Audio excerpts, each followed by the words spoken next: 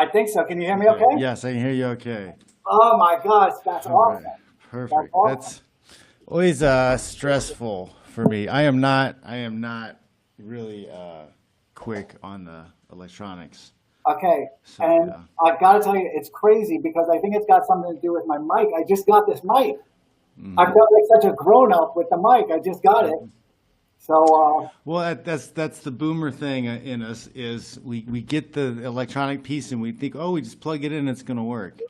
I know, I know. I'm And like never, so yeah. disappointed. Can you It's hear me like okay? I can hear you fine. Is there like, or can you, am I muffled at all? Because I like go straight. A little bit, but it'll be all right. No, I'll go I can straight make up you to the out. camera. But I'll yeah, go straight to the but no, camera. like you buy a piece of equipment and then you have to buy a bunch of you have to get a bunch of downloads and like apps and things that No, this was make them supposed to be work. plug and play. Look at this thing. Plug and play. Yeah. It was supposed to be plug and play because in our last conversation when you and I spoke when you and I spoke through the podcast Mm-hmm. and you met Nancy, right?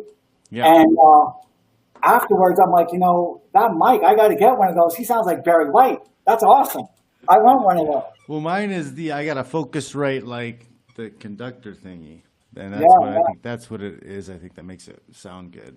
I don't know, but I think it's also my camera because I can't use my good camera, so I can't use anything. So like, it's cool. It's It's yeah, like the old, it's a this is like the process good of old like days. getting all your stuff together. Yeah, yeah, cool. So, for people who don't know, you are a whiz with investments, and you've invested in a lot of startups. And Yeah, yeah. I'll give you a little bit of background. Would that be yeah, helpful? yeah, that'd be Okay, helpful. Yeah. cool. I used to have a really short background back in my LinkedIn days, and then I decided that I don't want to do short backgrounds anymore, especially in this kind of era where it's easy for people to forget how hard I worked because I worked so hard, and I used to think about when I was a kid. I remember watching ABC Wide World of Sports with Mike Tyson. Yep. And I remember him saying, and Cuss was still alive, and I remember him saying, everybody wants to be me, but nobody has any idea how much work I put in. Nobody wants to do the work that I do. And I mean, you're an athlete, you know that better than anybody. Yeah. So, Especially, I was never an extra like gifted athlete. I wasn't extra strong or extra fast or whatever. yeah, I had to outwork you. Like that was the way I was gonna win was to out yeah. hustle you, and yeah, wear you down. I saw that documentary that you were in yesterday. And, Yeah. and they said that throughout the whole thing. They were like, he's not gifted, he's not this, and he's not that, but he works hard. Yeah, I mean, you got to take with what you have and do Yeah, your yeah. best with it. That's really Yeah, all you yeah. can do. Yeah, yeah. So I was like gifted, right? But gifted is a problem, right? And I've explained this Gifted to. athletically or I with was gifted school? in everything. To be honest with you, I feel great. I mean, I genetically my body is good. I was always kind of reasonably athletic, but the problem is I looked athletic, right? I always was muscular. I was always in good shape, but I didn't know how to play basketball, so I was like always the first person picked. And then I like disappointed them. Same thing with soccer. I could like stick on you, right, in soccer, Hmm. but once you got away from me, that's it, right? Once you did that like whole like type of thing, that was it. So my background is I knew from the time I was very young I wanted to work on Wall Street, right? Hmm. I didn't like school from the time I was a young kid. I went to some great schools. I went to St. Anne's. I went to PS41. I went to where else did I go? To French Seminary, right? My brother went to Stuyvesant, so we went to all the top schools.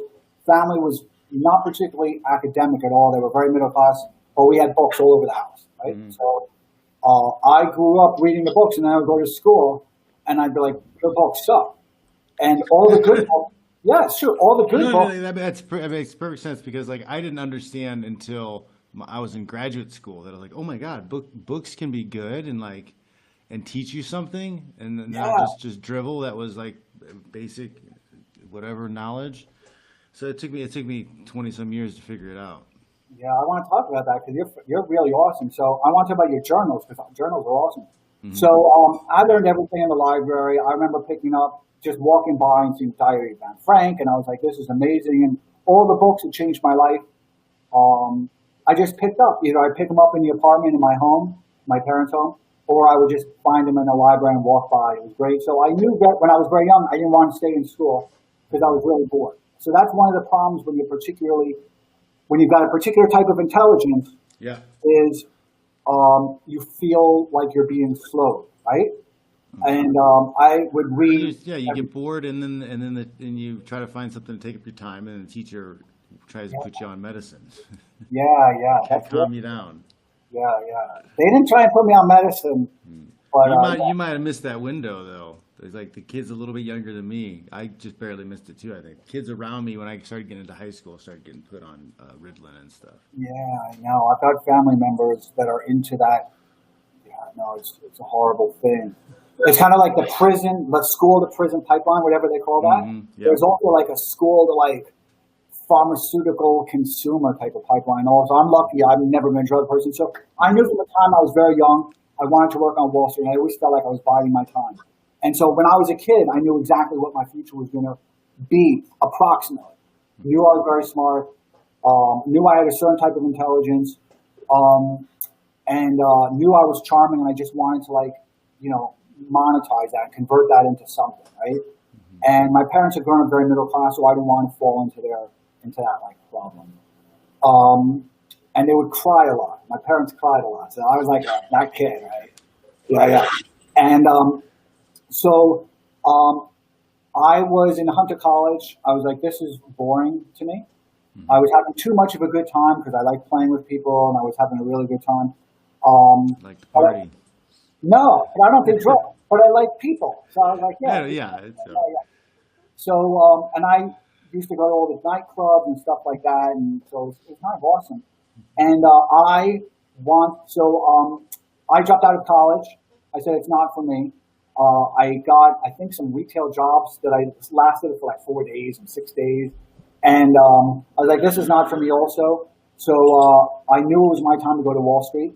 I cold called my way in. Long story short, around 10 years later, I had my own firm that I sold off. It was a tech research shop, and we had our own, operations, broker operations. I knew when I started it, we were going to sell it off. So my career on Wall Street went really good. I didn't want to go back. It was pattern recognition. I'm not into that. I get very bored, right? So I needed a change of scenery, and I didn't want to go back because a lot of people in finance are always trying to relive that last good trade that they made, while I didn't really care. Is that a I wonder if it's a similarity between fighters and traders is kind of like the performance dopamine or serotonin rush you get. That's why it's kind of hard to step away from fighting. It really is kind of like a drug, like going through the fight process and winning. Like there's not anything quite like it. You want a lot too, man. Yeah. You want a lot. You had yeah. I mean, your career's been phenomenal. Even guys that didn't win that often, they still have a hard time walking away. But in the UFC, it's difficult to measure somebody as a fan, right? I'm the guy who buys the actual events, and I host the parties and I do the whole thing. And I've known a lot of fighters, right? I do a lot of Ultra Ironman, so I've met a lot of fighters on their off seasons trying to stay in shape. And it's hard to say that because this person won, that they're the best, and the person who didn't win. I'll give you, an easy case in point. Conor made a huge mistake when he decided to go up against Khabib.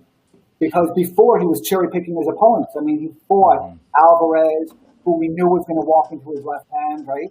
And Rafael Dos Anjos, who was always had problems as a fighter. He was not particularly gifted, I don't think, as a fighter. And he had Aldo, who was at the end of his career, and it is what it is. Mendez on short notice. Yeah. And Conor had lost 30 pounds to fight them, so it was also kind of an unfair way advantage. But in any event, he got to pick.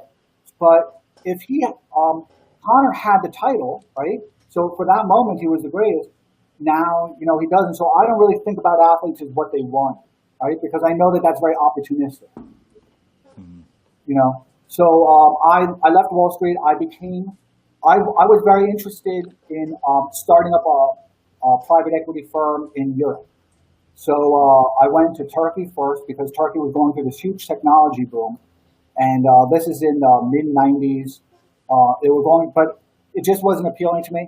I went to Prague, Budapest, weren't appealing to me because there was too much turbulence. I went to China, there was, which we'll talk about, but Yeah. China has too much political volatility, right?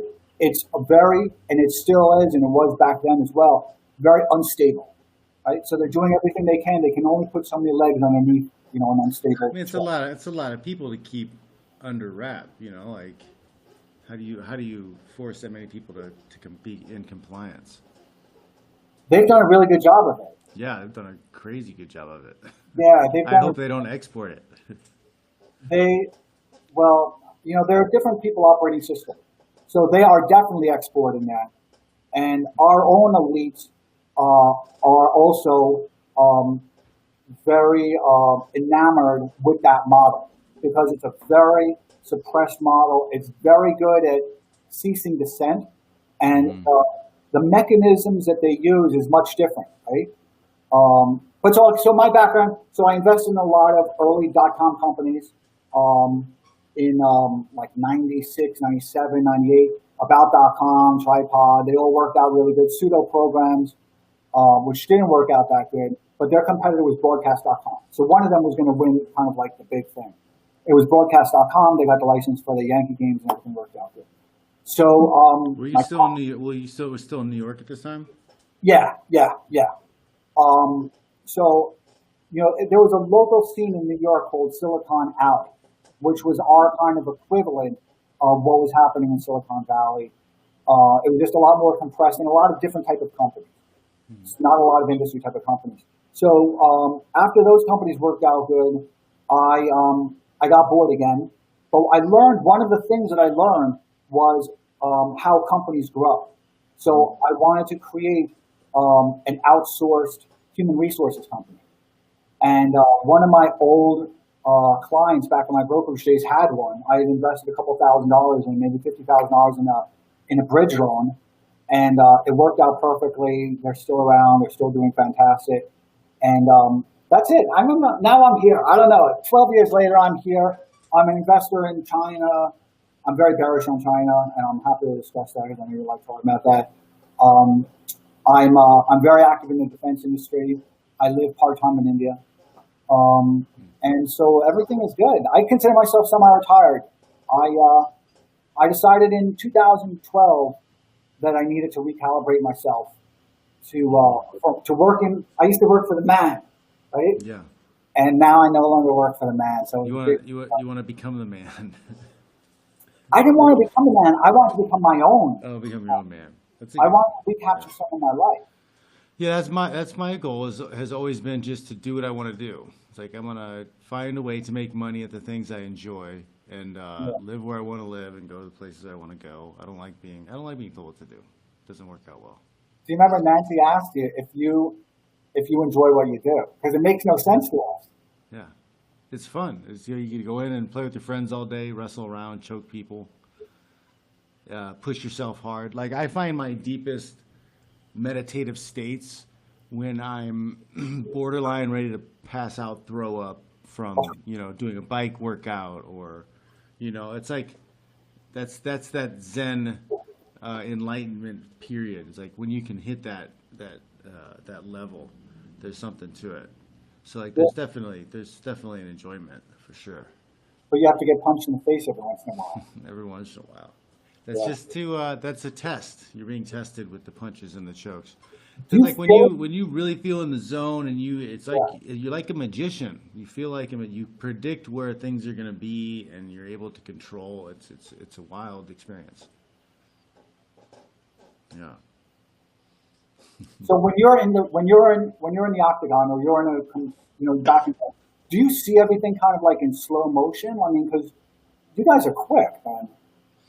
I mean, a little bit. I mean, because a lot of things are instinctive. If you've done the work, if you've done the drilling over and over and over and over again, like you start to recognize movement patterns, and you should start to recognize them correctly. If you're going to win the fights, you're going to recognize them correctly. So it kind of does slow things down because you're you're reacting before you're really thinking about it a lot of times. I couldn't do what you do, man. I told you when we were speaking a few days ago, I was on. When you're on the trading floor, do things slow down? Do you start to see, like the Matrix, you see the numbers and the things No, line up? no, because it's not You're that like, I'll buy dynamic. it. No, it's really not that dynamic. Because most of my career, and this is true of a lot of people on Wall Street, it's true of a lot of venture capital people, it's true of a lot of private equity people, and I think it's also true of a lot of startup people, right? And a lot of CEOs, which is kind of my universe, right? Mm-hmm. And it's particularly true of Wall Street people because you never get to live in the moment, right? Your life is always about some future event. Your life is about earnings coming out. That's very similar to fighting, though, because we live all basically paycheck to paycheck, fight to fight, because the way that the economics of everything has worked itself to this point. So it's always, oh well, I can't plan a vacation right now because I fought 2 months ago. I may have to start camp soon because the money's almost out. Yeah. So it's a constantly, what I'm doing right now is always for something 2, 3 weeks, months down the road. Yeah. So do you feel that you go through manic depressive cycles because of that? I mean, I don't know enough about psychology to know if I do, but it's definitely, there's a definitely level of stressfulness and some possible depression in there too if you're not taking care of yourself. Yeah. Because there's a lot of your identity too, I think, especially for young guys, young fighters, your identity tied to being a fighter. That's kind of who you are. So like, if you're not fighting and there's no buzz around you or there's no push around you, then like, what are you? Yeah. You kind of disappear until the next fight. So most of the people I've known on Wall Street who have been extreme, I've been very lucky, right? And so a lot of people that I know from Wall Street, who are now left. I mean, because those days are kind of over anyway. But so we all experience a similar problem because when you're not living in the moment, right? Because there is no right now. Like right now is just what I'm doing in anticipation of something 3 months down the road. And you're living always in a vendetta, right? You always want to, like you're thinking about like how you're going to hurt your opponent, right? Because otherwise, that's what I'm thinking also. I'm thinking my opponent is that person who's selling me or buying stock or whatever the other side of the trade is. My opponent is people who think I can't do it. Like with Tesla, nobody thought I could do it. I owned that stock right after the IPO. I used to get all the shorts, people who were short giving me a call. My fund manager has a huge position in it, one of the largest on the street. And I enjoyed, and now I love them being alone. I've been through this before. So I like having an adversary that I detest. So I had that throughout Wall Street. I had people that I actually detested, and I wanted to kind of hurt them in that metaphysical, monetary type of way. It's crazy, right? Well, no, it's testosterone. It's Yeah, competition. It's hierarchies. It's biology. It's just Yeah. it's just an outlet for us to exercise what's already biologically there. So I'm going to ask you a couple of questions because I know you have questions from me, and I want to be responsive to people I see on Twitter about China and sales and stuff like that. So Nancy asked you, right, and it's an unfair question, right? Because it's like asking me what my favorite Wall Street trader is or something. But right now, who's your favorite fighter? Khabib. I think Khabib is my favorite. Yeah. Not just because I like his style, I like the way he solves problems and how good he is, but just because of who he is as a person. Yeah. He's really just a good person, and it's a shame. His father just passed away the other day. I know. Which is awful. And I mean, everybody in the community, in the MMA community, is taken back by it, and he's been very influential to those guys and those fighters, and he's gonna leave an imprint on the sport for a very long time. Really? Yeah, just because his methods, a lot of the stuff, like what you see from Khabib and what you see from a lot of those Eagle MMA guys, it's a similar status. That's my big regret is I didn't get over there to train with him a little bit, because I think like we have a lot of the same concepts, same ideas about a lot of control positions. Did Because you have I just see it naturally from those guys. Did you have an invitation to go over there? I mean, I haven't. Well, they went over there a while ago. I don't think I was able to make it, Yeah, yeah. but I'm sure someday it would happen. I'd be down. It'd be fun up the mountains of Dagestan. That'd be a pretty crazy trip. Yeah, I've been out there, man. Yeah. Just be very mindful of everything you say. Mm. I've learned, it's interesting. So now because of COVID and people don't want to touch each other, and I learned years ago that this is a very powerful statement, right? Because no matter where you go in the world, everybody knows what this means. Mm-hmm.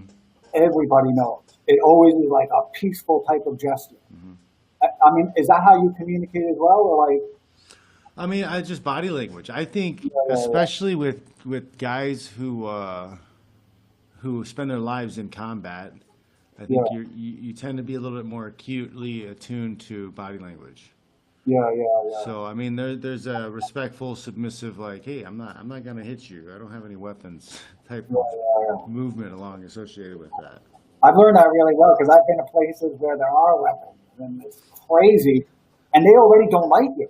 Mm-hmm. So, but then when I brought it back to the United States, I was like, this is actually really cool because, and especially now, because I think it's going to get harder for especially guys to avoid physical confrontation because a lot of the visual cues that we used to give each other, like, you know what I'm saying?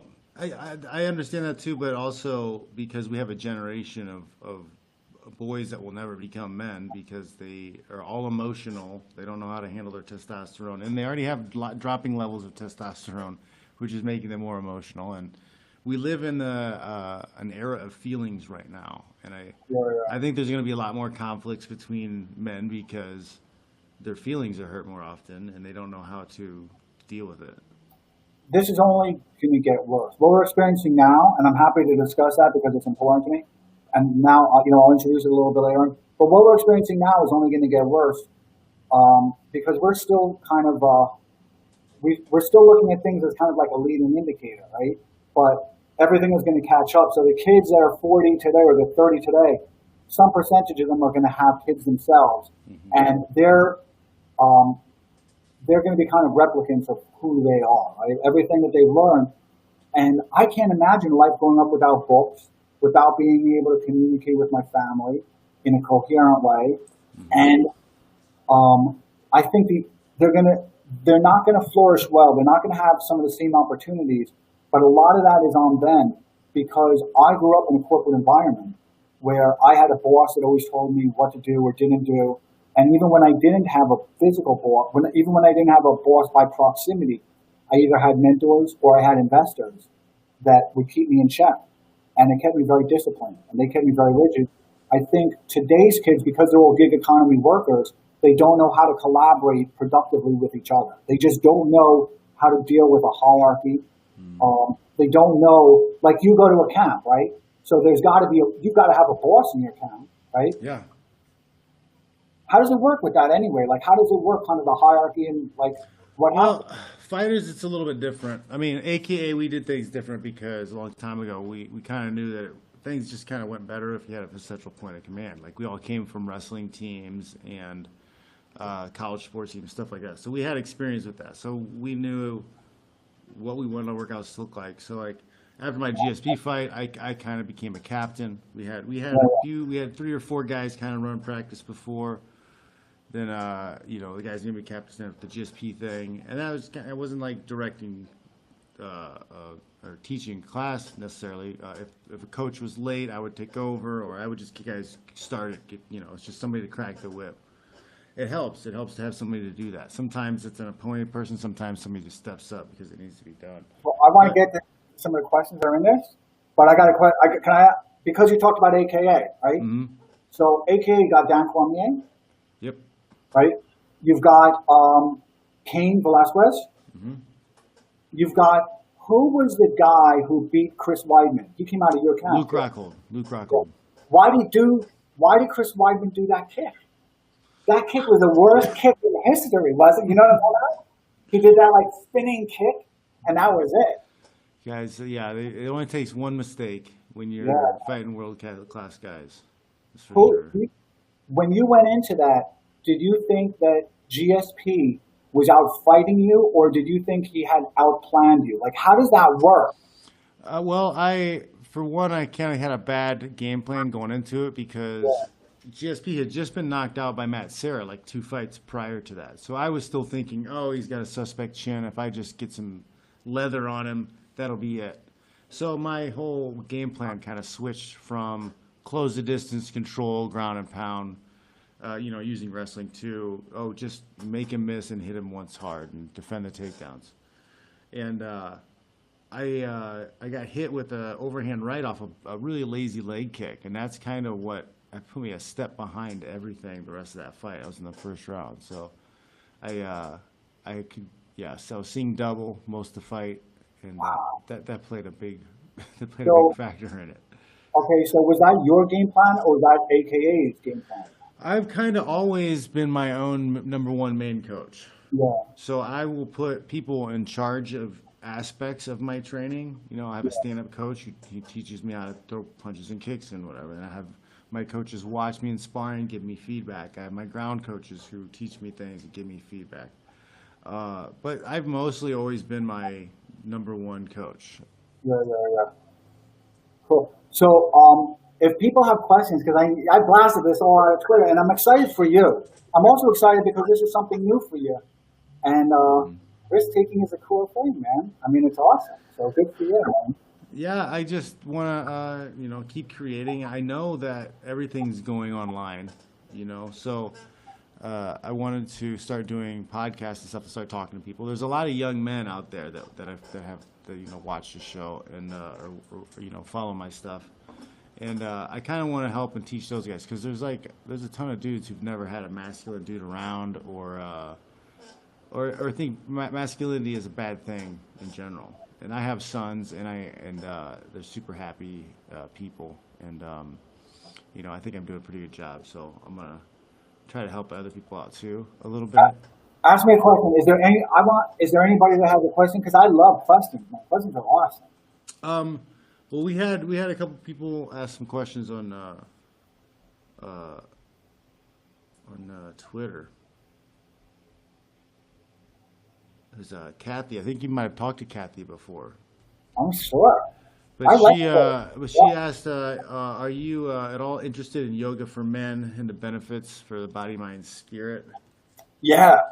So what happened is in 2012, all my companies went public, right? Everything that I had invested my whole life in went public, and I used to work 20 hours a day, and I was always paid on the back end when they would go public, and it was good because I liked working. But then when I was no longer had anything to do, all of a sudden I was encountering everything that I neglected for the last 25 years. So that's when I started taking good care of myself. And a lot of that was yoga and meditation, because I used to go into work every day. And I wouldn't even say I'd ever left. So I just used to not be working maybe 4 hours a day. And once that was over, but when you're working that much, you don't really think about what you're doing. Everything is plotted out for you. You know what you have to do. You know how time is orchestrated, and it's not really your time, right? It's time that you're leasing to other people. So in 2012, 2013, Workday and TriNet had gone public, and I think Demandware or something. And then I got involved with Xero, which is an Australian company, and then Slack. So when that was all over, I was massively depressed because I didn't know how to recalibrate myself. So that's when I started getting into yoga. That's when I started getting myself back into shape. I was 205 to 220 pounds back then. Is that the picture that you posted? Do you have the before and after photo? I have a lot of those. I keep those. Those are important to me because I have one I can share. Yeah, I'm in good shape. Yeah, right there. Damn. Before and after. That's Yeah. Crazy transfers. I had to check to make sure this wasn't a Photoshop the first time I saw it. I was like, wait a minute. Oh, well, so my workouts have always been core, but the thing is I just wanted to get it done, right? Because I'm an obsessive person. So when I was working at my jobs, I was obsessive. And when I was reading books, I was obsessive. I'm So obsessive. if you want to be great at anything, you kind of have to be obsessive about it. There's no other way to do it. No. And that's actually a mistake that kids today are going to make because you have to be obsessive. And the trick is when you're obsessive, people would tell me, Adam, you got to turn it off. But I didn't know how to turn it off. Take a break. I didn't know how to turn it off. All I knew was I didn't want to ever leave the office. I was working on Wall Street. I thought they were going to have to carry me out. And in Sperry, I thought they'd have to carry me out. TriNet, whatever it was. Pseudo. I never wanted to go home. I love my wife, son, but I just didn't want to go home. So you have to be obsessive. So then I turned. And once you turn that obsessive switch on, you basically can't turn it off. It has to be turned off for you. So I started getting into that type of stuff. I started getting really into fitness and just doing the same thing. My diet back then was about 250 grams of protein a day, very little carbohydrates. And it didn't take me that long. It took me like a year and a half. And all I wanted to do through that whole thing was to see my stomach. I was like, dude, I really wanted to see my stomach. And then, come on. And then I didn't even know when to stop. And that was another problem, is I didn't know when to stop.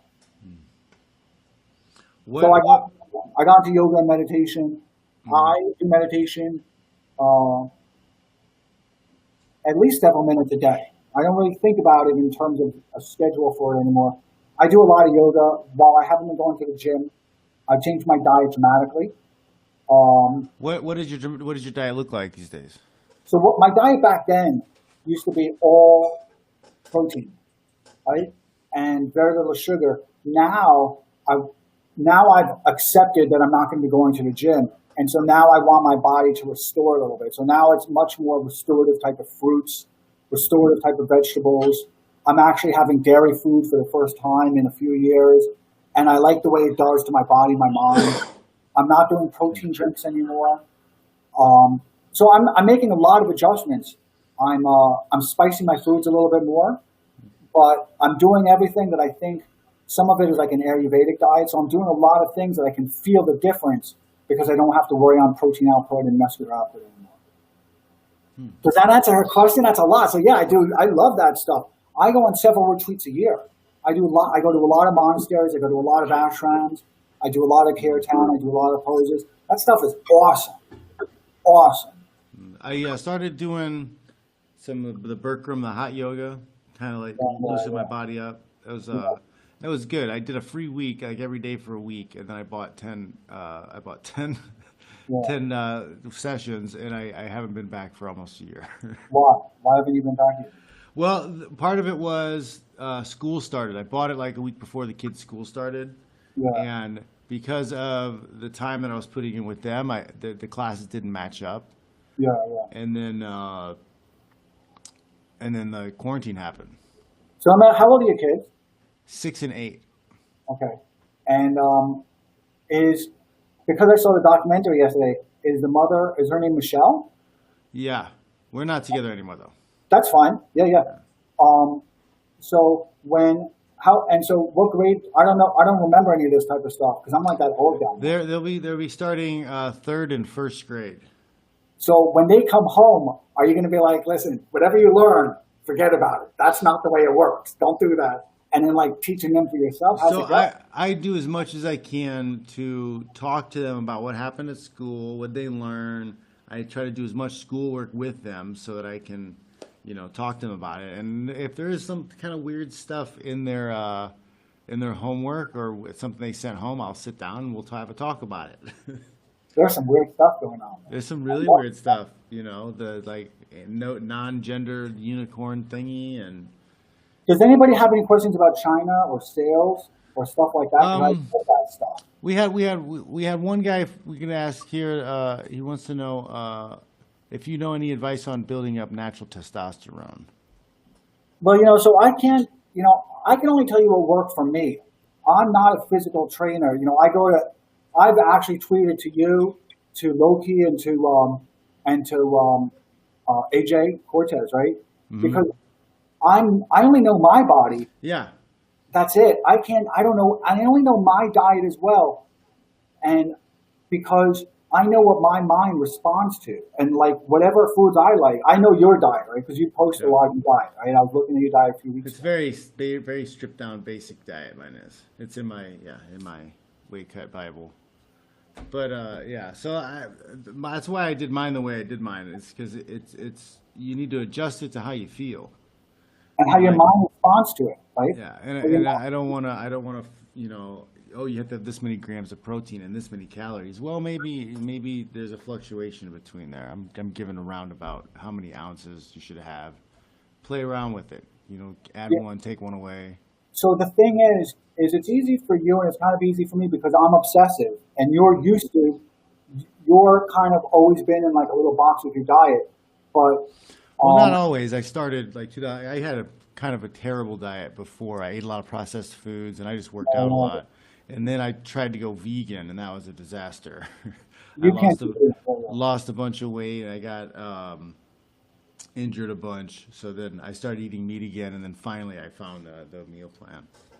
Yeah. So for me, the thing is, I can have the same meals forever. That's, Me too. Yeah, yeah. and so I try to make an effort to have a good cheat meal every once in a while. But Yeah. like 90% of my meals are exactly the same. I didn't have cheat meals. So when I was losing all that weight, I didn't have any cheat meals. I was just having the same food. Back then, I used to have a lot of meat. And so I would just have chicken. And so I would just have a lot of chicken. I mean, every single day, I wouldn't have eggs, wouldn't have any milk. I would just have chicken and tomato sauce. Since then, my diet and my protein sources have changed. But a lot of people don't have that. My wife could never do that. Most people can never do it. And my diet, people wouldn't like because I had to figure out what my mind responds to, what satiates my mind. So I don't know anything about testosterone or anything like that. I don't know. I only know me, man. Yeah. What? So you were in finance. What do you have opinions on Bitcoin? I don't, right? No. So I was involved in Bitcoin very early, right? And I was Like, involved. what was the price range? I'll discuss all that, right? So I was involved in a company called Kazaa, which was peer-to-peer file sharing. And back then there was Napster, there was LimeWire, and there was Kazaa. And we got shut down. All of them got shut down by Hillary Rosen, and there was a whole media campaign against us. And then then Torrent came out, and then BitTorrent came out, and then there's some other type of e-gold, and some other type of devices, which were kind of cool at the time. They had double printing problems with them.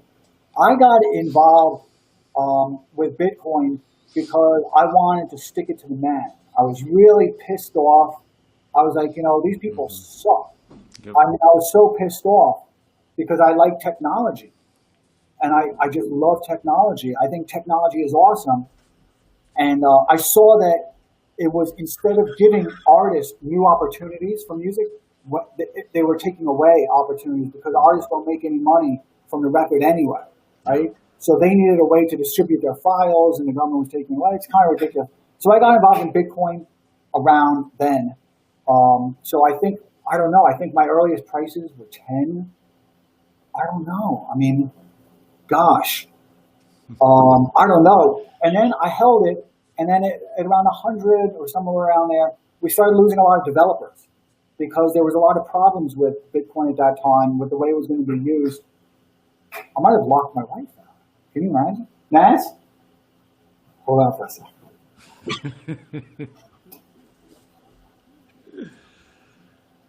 Oh man, you yelled at like. That's cool. Yeah. Hey. So I got involved early, but I didn't really think about it as an investment. I didn't really care about the pricing history of the thing or what was going to happen to it. It's when it's sound money. But yeah, well then Fred. So I didn't really even give it any real authority as for transactions or anything until Fred Wilson, who's a venture capitalist in New York, a smart guy, came out and said that people should go buy Christmas gifts with it. So back then, around 2010 and such, maybe even a little bit earlier, when he had done that, basically there's only two purposes for it, and that was kind of novelty transactions and some money laundering that was going on.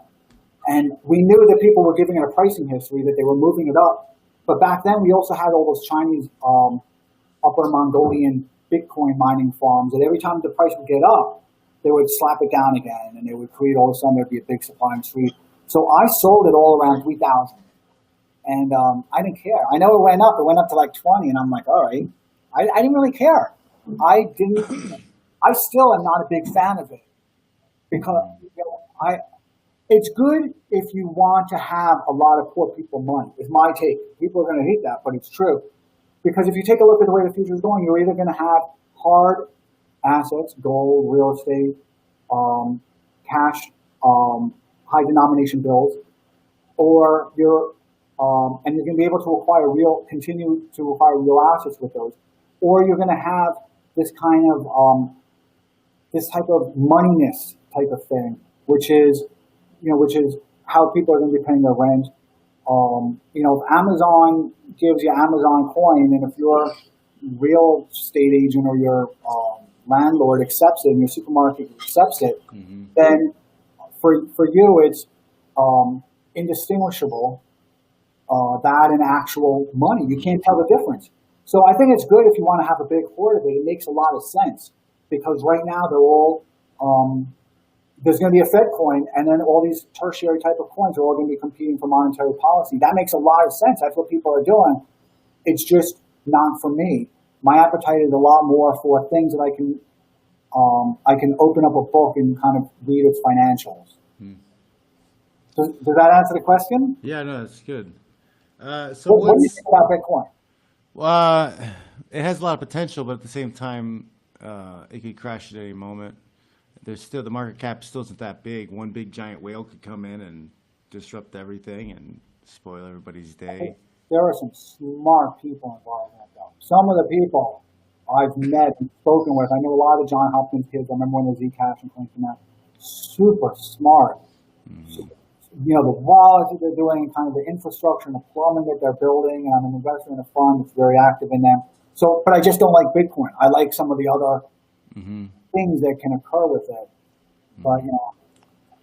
But what is your opinion on what's happening with China and Hong Kong right now? And then we can segue into some more China stuff. That's complex. I'm actually going to be writing about that. Yeah, it is. So because we're still kind of in that moment, I'm going to hold off comment on it, because right now it would seem really difficult for China to be able to instill its full power the way it does in the mainland on Hong Kong, but I wouldn't put it past them. Yeah, well, I'll discuss it when I talk about COVID and kind of dissent and some other types of things, which I'd love to do. But so what's occurring in Hong Kong has been playing out, and it would be kind of too long for this, but it has to do with the way the provincial government works there and the way the government works there, and how, in the new,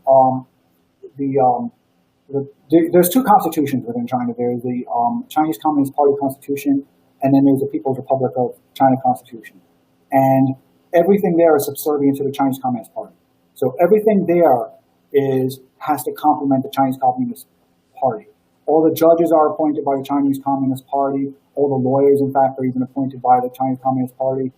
And there are other political parties out there, but they're not allowed to be adversarial. So, contractually, they're not allowed to be adversarial. So Hong Kong is probably the only opportunity for freedom that you and I know and take for granted that China has. There is a lot of dissent, and there's a lot of riots and protests that you're not seeing that happen on the mainland. So you're seeing Hong Kong just because that's where it's a very cosmopolitan city, that's where all the cameras are, that's where the media has. But the real problems are happening on the mainland, where there's just tremendous provincial corruption going on. In the Constitution that was recently amended, not only did it give Xinu extend the term of his office, but it also really reconstituted, and at that time they reconstituted the way that its governance works and the way the provincial governments work. And all the provincial governments, basically their power, whatever little amount of power they had, they lost that. And before, it was just kind of this emissarial type of role that they would make this appearance at People's Congress. They even lost that. So if you have a lot of dissent, if you're a Chinese worker who's working in the Rust Belt, you haven't been paid in months, but you're living on script that you're basically eating at the company store and all that type of stuff. These people have been rioting for months. They've been rioting since December. So Hong Kong is really just Exhibit A. Exhibit B through Z is what's occurring on the mainland. And a lot of what you're seeing in Hong Kong is actually mainland people who have actually taken enormous risks and migrated, at least for momentarily or transient, into Hong Kong. And in Hong Kong, there's a lot of there's two ways of policing. So there's the People's Armed Police, right? The People's Armed Police has been working hand in hand with the triad gangs. So the triad gangs are kind of like our Antifa almost, but there it's a regulated thing. It's deregulated violence. It's regulated violence. Antifa is deregulated violence. There's is regulated crime. And they're just beating the crap out of everybody. So there, also the Chinese Communist Party has lost a lot of moral authority. And when you have a one-party system, and we live in a two-party system, right? If you don't like Trump, you vote in the other people. If you don't like this person, you vote in the other person. And you have those two parties, and then you have an open primary where you can kind of pick and choose and assemble favorite pieces. China, you don't have that. When they lose moral authority, they're done. And it creates a lot of turbulence because fortunes turn over, dynasties turn over. It's really interesting. So that's like a regular standard operating procedure for China is to have people get canceled and lose power.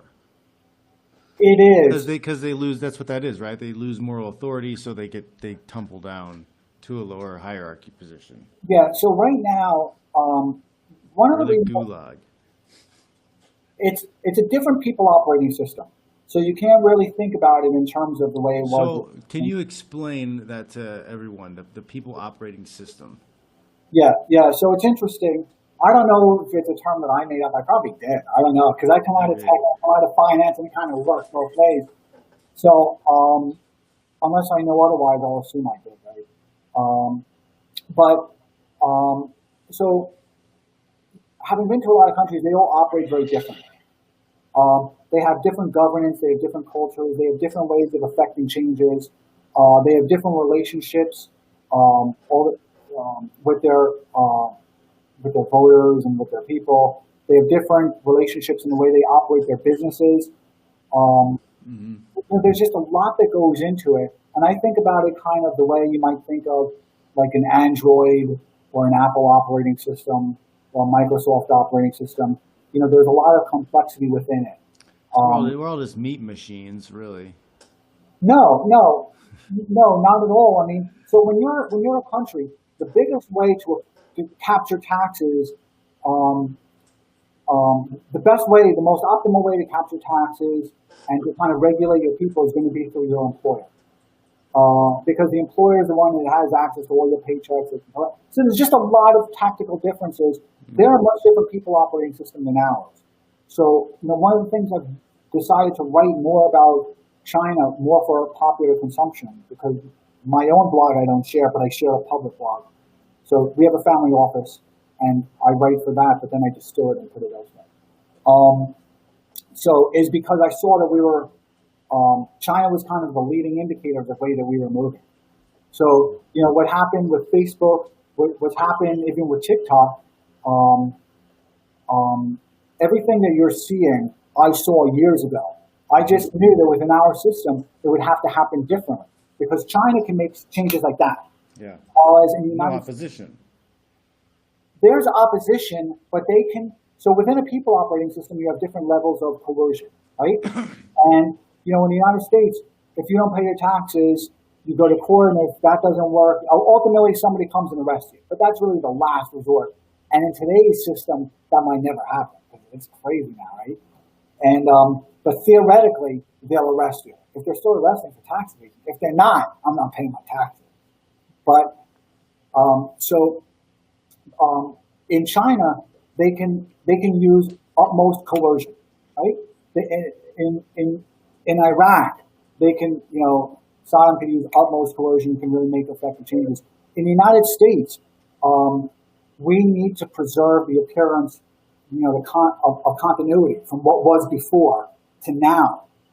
So we need to keep the facade of like the judicial, which is clearly useless now, the legislative branch, which is clearly useless, and as people are learning, kind of the executive branch, which has really become kind of a Puppet. tool. Yeah, Yeah. I wouldn't say a puppet. I mean, President doesn't really. Well, yeah, not a puppet. He just doesn't do anything. no, I'm not going to criticize them. I don't criticize any of them, but um, so here, Well, I would say that the president has a lot less power than people assume. perhaps, or perhaps our nobles and our unelecteds have more power Yeah. than we presume. Yeah, yeah. And The ruling class, well, that's the because secret ruling class. I don't even think they're secret. I think maybe they used to be secret, but now I don't. I think the secret's out, and they just don't care. Well, there's a large number of there's a large swath of the population that has no idea and doesn't understand, and they're out, What makes you think they have no idea? because they're out protesting ridiculous stuff, and they believe nonsense. What makes you think they believe it? Well, I mean, I don't know. Yeah, maybe it's just a cool thing to do right now. So, can you give me an example? Like girls going to protest to meet guys. Okay, but that's always going to They're happen. like drinking and like there's whatever. This is a social event. Yeah, but certainly that's going to happen. I mean, clearly these things were orchestrated as part of kind of a social event. But I'm not sure if they genuinely believe it, or if now they're just merely compliant and they've been I think of them as, and I've described it this way before, I think of them as the failings for the megacorps. They are they're definitely in service to the biggest corporations, the biggest pharmaceutical corporations, the biggest defense. I mean, they're burning down businesses, and and they're benefiting Amazon, and he just keeps on getting richer. And we're tearing down statues, and those statues are going to be on his front lawn. He's a person who obviously appreciates history. I mean, he's not a stupid guy, and his success can only occur if there was a historical record for him to draw on in different scenarios in business history that he could tap into and look at alternatives and look at different strategies and what worked and what didn't work. So, it's like military history. There's a financial and economic history as well. Nice. I know too much, but I'm trying to be responsive to this.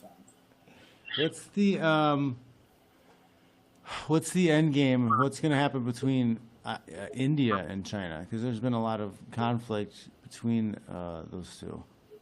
There's two huge nations. Like, what's the probability that there's a war that breaks out between two of the largest?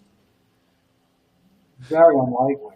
I mean, very unlikely. China's a very belligerent country, particularly over the last several months. While America's been weakened, they've definitely been opportunistically trying to expand their footprint.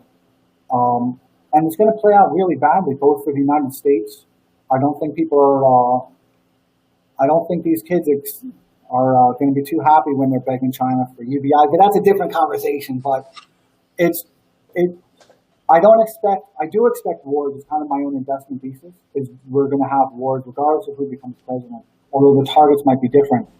I think that China is going to be very belligerent in certain debtor-client countries that it has. They're capturing ports in Sri Lanka. I think they're going to become much more aggressive in Grodal Port. They're pretty aggressive in Africa too, aren't they? Yeah, their system is not like the United States system. So there's a lot of people think that hey, this is what America does also, and it's not. America does not do what China does. China is a million times worse than what Amazon does, because at least Amazon delivers to your front door and you can eat. While as China just goes into countries like Bolivia, and I've written about it, and I was recently there, and they pound the company with debt. Right? They give the country a lot of money to build up its infrastructure, presumably, but really what it's doing is it's putting them in debt And in service to that, they're negotiating sweetheart rights for minerals and for mining. At the same time, when they're building up the infrastructure, so they're going to borrow, let's say, $200 million, which is a lot for Bolivia. They're going to borrow $200 million. They're going to say, listen, we're going to build an airport. But that contract to build the airport, Bolivia does not have an indigenous industry to build the airport. So, or not one company that can build it. Maybe they have a little consortium of companies. But so those contracts that China requires are single source contracts. They've got to all go to Chinese companies. And those Chinese companies, and it's also the labor. In these instances, China refuses as much as possible to use indigenous labor. So they transport their workers to Bolivia, to Nigeria, to Ecuador. Ecuador, they build a dam, and there's just a lot of construction going on. Malaysia, the list is, Montenegro, the list is kind of long, Tajikistan. So they go in there, they're going to build a nuclear facility, they're going to build a coal facility. The country borrows money from China, and China collateralizes that with key assets, while at the same time, China is building up the energy supply that it will need to further kind of colonize that region. So it's wild to see because it is modern day colonialization. So yeah, so they're going to these countries with these huge contracts, and then they're using their labor, their companies to build the stuff. They're shipping their labor over. They're leaving their labor there. Yeah, and they're gutted industries. So when you go to that sounds exactly like early colonization of So Europe and U.S. If you take a look at Bolivia, Bolivia used to do a lot of trading with Brazil, right? Now their biggest trading partner is China. There's a big problem with that. There's huge problems with that. But beyond everything else, Bolivia has lost its entire textile industry. Everything has been shut down because now they just found it cheaper to import those textiles from China. Mm-hmm. And there's also a tremendous amount of corruption. So in Bolivia, as soon as I think Evo met Z, I think in 1996 he flew over there, if I recall. And since then he's been kind of this sworn allegiance to the Chinese Communist Party. Many of the contracts that he signed were completely corrupt. I mean, I'd have to go through them, but I think one of them was like a tanker and a mining facility, a silver mine, were all corrupt. They didn't work. And this is a problem that China has throughout. I mean, they built a dam in Ecuador. They put Ecuador into $4 billion of debt. They had to borrow it from the United States and from the reserves of other countries, and IMF needed to bail them out. And it's a big problem. A lot of their contractors are not regulated in the same way that our contractors and our businesses are regulated. So there's a tremendous amount of fraud. So capitalism in China is the corruption of the state-owned enterprises. And it's infused within their culture. This is nothing that's going to be changed. So working like that or being driven like that to work is normal, run of the mill. What do you mean? Like being shipped off into like slave labor type environments. It's just, this is just work. I don't know if I would give a generalization like that. I mean, I think it's kind of very specific to the situation. Okay. I mean, where did you get your ability to be such a good? You're a good writer and storyteller. Or have you always been a good storyteller? Yeah. So I knew I had to think about how I wanted to get onto Wall Street. What was kind of my skill, right? And so I knew my skill was I know I'm a nice guy, right? So I know people respond well to me. I have never had a real enemy. And I was in one skill fight, man. One. I didn't hit him. He didn't hit me. That was my fight. That was the whole thing. I won.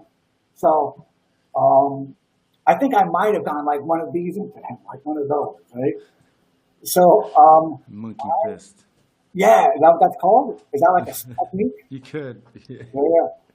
So I think one of the reasons I've been so successful in sales, right, and so successful within my own life and within my own future is the narrative. I think the narrative is really important, particularly in sales, and particularly when you're selling a very expensive product and you're selling an intangible, because you're selling something that almost doesn't really exist, right? So, my microphone, I bought a premium microphone with the expectation that the thing would work, right? And why do people spend more money on things? Well, there it's not too difficult because you go to Best Buy and you take a look at how much these things are trading for, and there's a lot of comparative analysis. But in a lot of things, there's not. So most of the time, when you're selling a premium product or an intangible, or you're selling an investment, or you're selling a schema for where what the world is going to what's going to happen going forward in the world, the way that's going to impact technology, the way that's going to impact employment, there has to be this kind of it's got to be kind of this. Did you ever read that book, Dune? I did not read Dune. Dune's a good book. Dune's a good book. Yeah. So, but one of the My friends were really into the old series back in the day. What series? The Dune series? Dune series, yeah. Only the first one was good. The other ones were. But so the interesting thing is he built this in that one book. He built this incredible world, right? I mean, he had it down, figured out to all the last little things, and so in my narrative, I've got everything figured out. So I know what the world's going to look like in a few years. I could be wrong, but I can see the way the world's going to look like, and so all I'm doing is trying to describe it to people. So describe what I've already figured out. I lose sleep. I don't go to sleep. I'm like, well, how is this going to happen? I think about Game of Thrones, right? And while everyone is whatever they said during Slay the Princess or whatever you say during the show like that, I would watch and I'd be like, well, how are they managing the sanitation? How are they managing the sewage? How are they able to lift the structure up?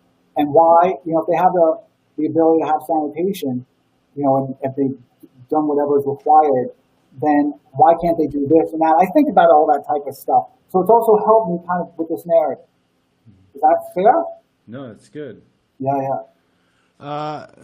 We're on an hour already, but I'm having fun talking to you, so I want to pick your brain a little bit more. So what do you think about the COVID or the Wuhan virus, and what's going to happen moving forward? Because I get kind of creeped out because when I'm out and doing stuff and running errands, there's this weird anxiety kind of everybody has because there's people kind of pretending like things are normal, but it's like something's not normal.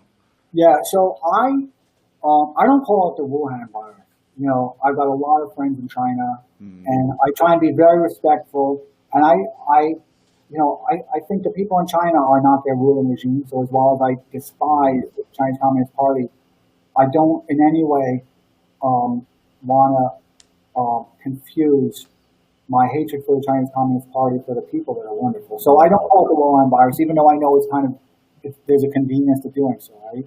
I'm fine with calling it COVID that originated in China, right? So I'm a skeptic, right? And I think I've kind of broadcasted that as loudly as I can on Twitter, and hopefully as respectfully as I can on Twitter, because people won't remember the way the world was in December. I do. The world in December had protests in Greece, protests in Germany, protests in France, protests in Bolivia, Bukhari, protests in Nigeria, although those, protests in South Africa. They had enormous protests in China that dwarfed all of what I've just described, but differently. I don't mean in terms of size, but I mean in terms of the combustion of it. Very violent, just very coercive force. So all of a sudden, that's all gone, right? What happened to that? And so America had a real problem in itself because we didn't have these massive protests going on.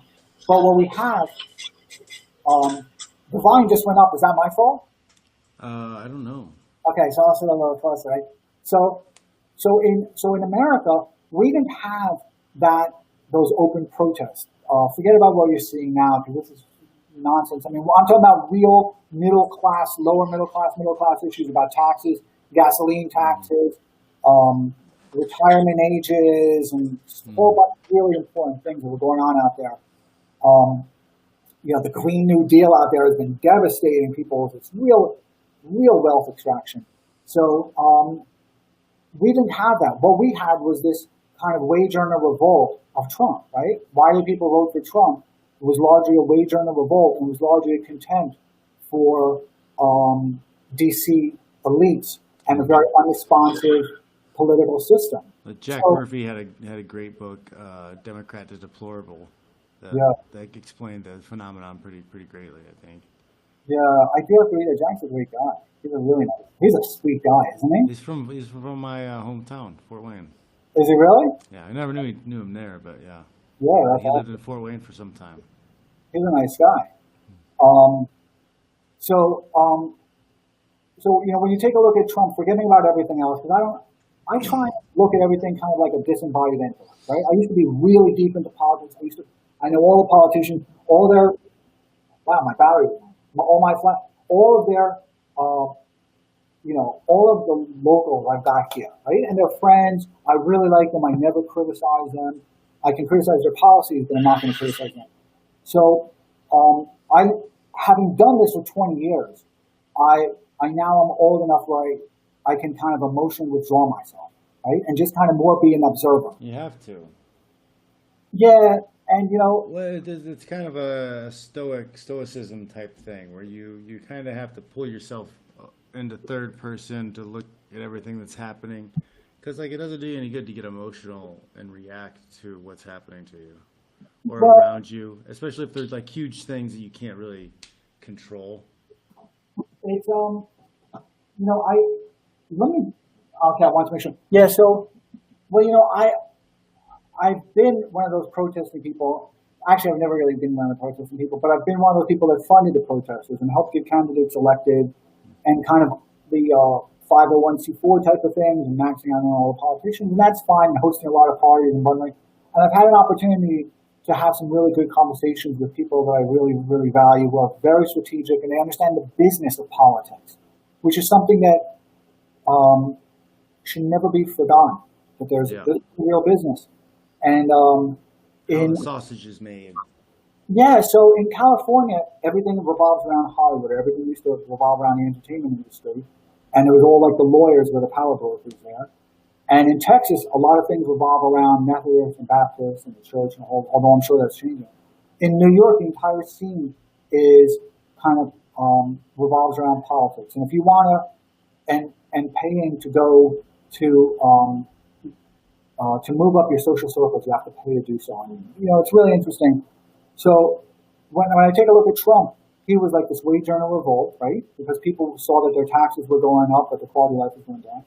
And it was also that if I want to call Pelosi, she's going to take my call, right? Because her people are going to look through, hey, how much money is this guy giving? All right. And also, if I want to speak to her, probably come through a secondary source who's already kind of one of her big donors. And the same is true of a lot of these people.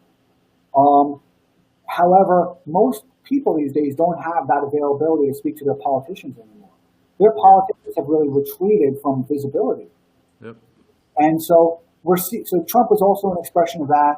People were tired with Hillary not getting indicted or this person not getting indicted. And they had this magical mythology that Hillary was going to do this and this person was going to do that. And it was just, they were disgusted. But what was going to happen is our elites, just as our elites saw what was happening in France and all the other countries, and they said, we can't have this happen here. We need to kind of stop this now. And Trump was an expression of that. So locking people in their homes is a good way of stopping these type of things.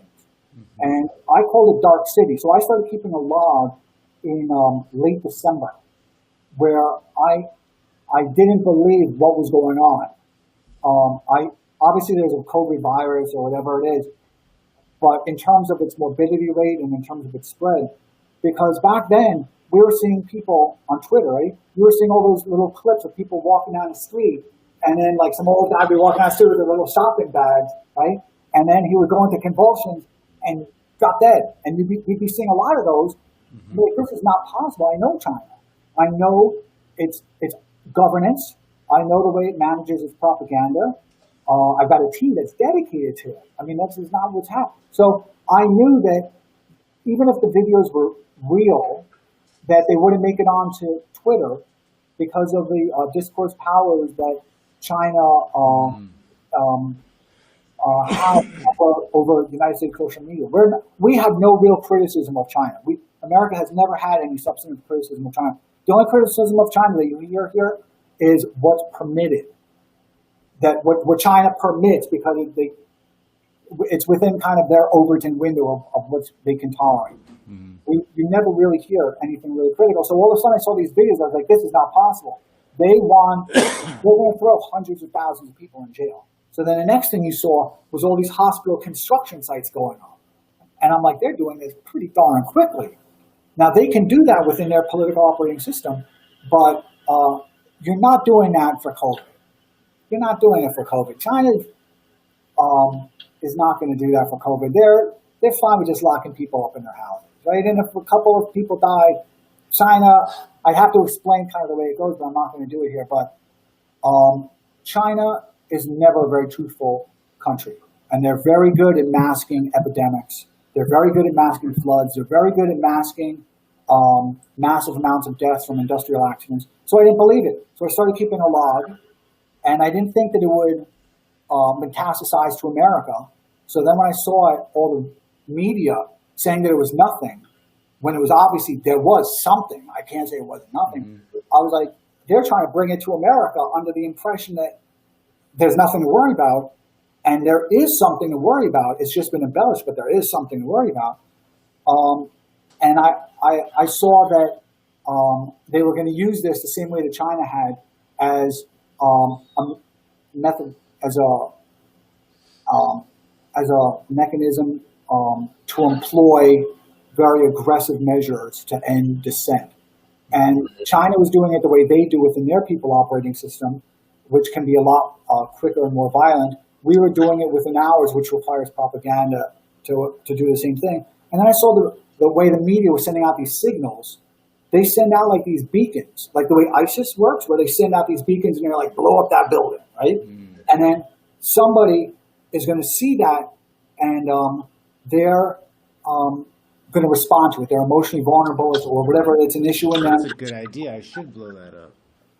Basically, yeah. They do this with like white supremacy, and they do this with global warming. They do this with a whole host of issues that have no doubt some very real legitimacy to them, right? But they're doing this to kind of they're sending out these beacons because they want to have a response, and they did this with COVID, got that response, and they started locking people in their house. So I started keeping a log of everything. I still do it to this day. I do it for like 10 or 11 hours a day, everything. And now it's progressed into, I noticed, because I'm an observer, right? I'm really not subjective within this. I'm objective. I'm like in one of those comic books when there's like that guy with the big brain that watches out on everything. That's what I'm trying to be. And so I saw, I think it was April 12th, that, I forget, April 12th, May 12th, I think it was April 12th, that there was some woman who had a crazy woman who had a dog that seemed also kind of crazy, and she was in the rambles of Central Park. I remember this, yeah. And I'm like, how did this clip go viral? I'm like, how is it possible? This is like an everyday occurrence. This is like every day on the subway. How did this go viral? And then I thought back to kind of like those Chinese people walking down the street and convulsing. Like we're sending out these same beacons. So Black Lives Matter, which I'm not going to diminish the issues within it. I mean, clearly these are very substantive issues that have to be discussed. But I'm talking about the sudden violence that has infused itself within it. So I recorded that also. And you can see so much of what's going on if you don't really care about who's president, what this person said or what that person said. If you can just detangle yourself from that, you can see a lot of what's going on. If you don't care about the statues being torn down other than there goes Columbus, and you can actually take a look at why that's happening and how it all fits into kind of this whole schema of megacorps taking over America. These people would like nothing more than to break up our country into 50 different states. And then Microsoft can, have one state and Amazon can have another state. and it's kind of like a modern fiefdom, right? I mean, it's interesting. So I kept the COVID log. I think we're all going to go into a quarantine again. I don't think there's going to be a lot of resistance. I think it's going to be fun. I mean, it's the best get out the vote campaign in history. It's been remarkable. I'm impressed. I just watch it from afar and I'm like, wow. It's definitely an interesting time. That's for sure. Yeah. So are you planning on watching the fights this weekend? Okay, so for the last 3 weeks, I thought the fights were coming up. Like 3 weeks ago, I'm like, awesome. Kamaru Usman's fighting. I was like, Rosa Namajunas is fighting. I was like, this is going to be awesome.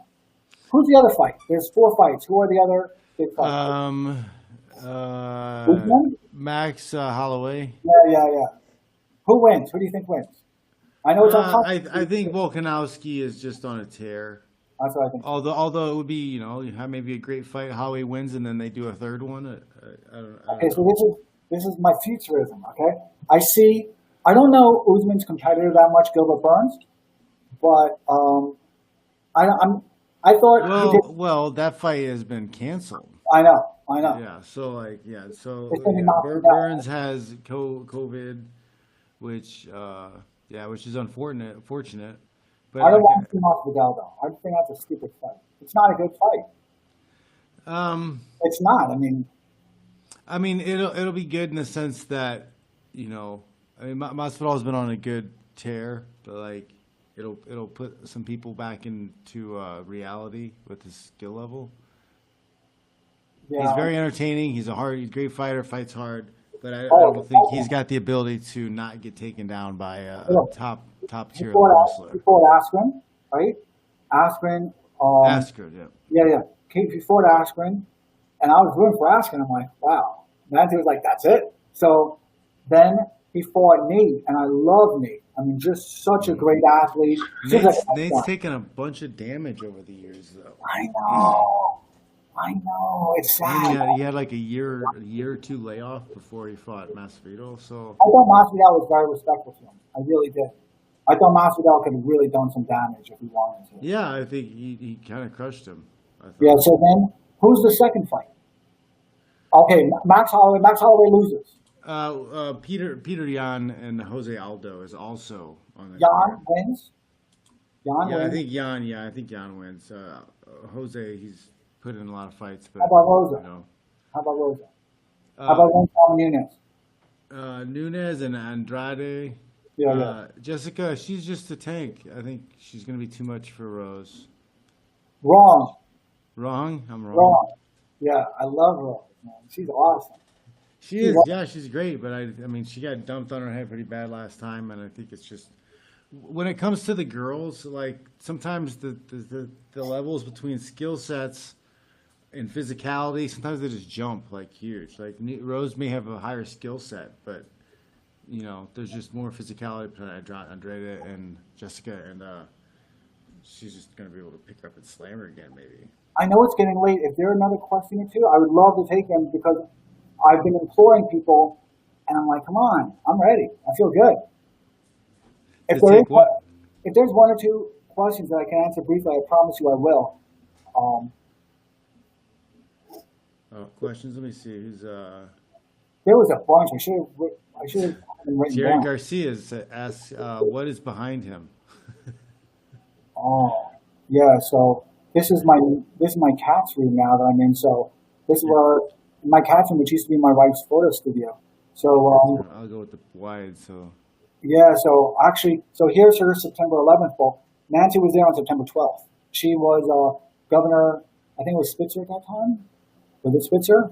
Well, maybe it was Spitzer. Was it Cuomo already? Yeah. So I think it was Spitzer. Maybe it was Cuomo. Asked her to. She got a call the second day, September 12th, and she went down and she took amazing photos. So they're in that book. They were in museums, libraries, and she was there for several days.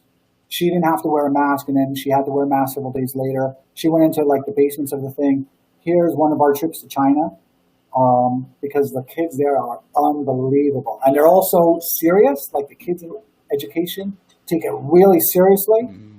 And I think that was one of the days we went to school when they were studying their writing. sometimes lately they teach them a lot of simple writing, so it's good that they were teaching more writing. So yeah, that's it. So let's hear. Mark Robbins is saying, he's asking, he says, Scott Adams says that a golden age is coming. Do you agree? The golden age, meaning what? I mean, like the golden age of like the golden. I grew up on some comic books, so the golden age is like the old Green Lantern, who like remember his weakness was wood, right? So the Silver Age one was better, and the old Flash, the Golden Age Flash, had a stupid outfit and hat. So I don't know. I mean, I think for a lot of people, this is going to be, the future is incredible. I am just amazed at how. I would say that any age could be the golden age, depending on how you leverage it. So I think emotionally, people have to now prepare for, we're in dark cities. So when we came out of quarantine, the world looks different. We're going to go back into quarantine. We're going to come out, and the world's going to continue to look different because the megacorps are just kind of rearranging our world. But you've got to let the elites elite their thing. That's just their thing. It's out of your control.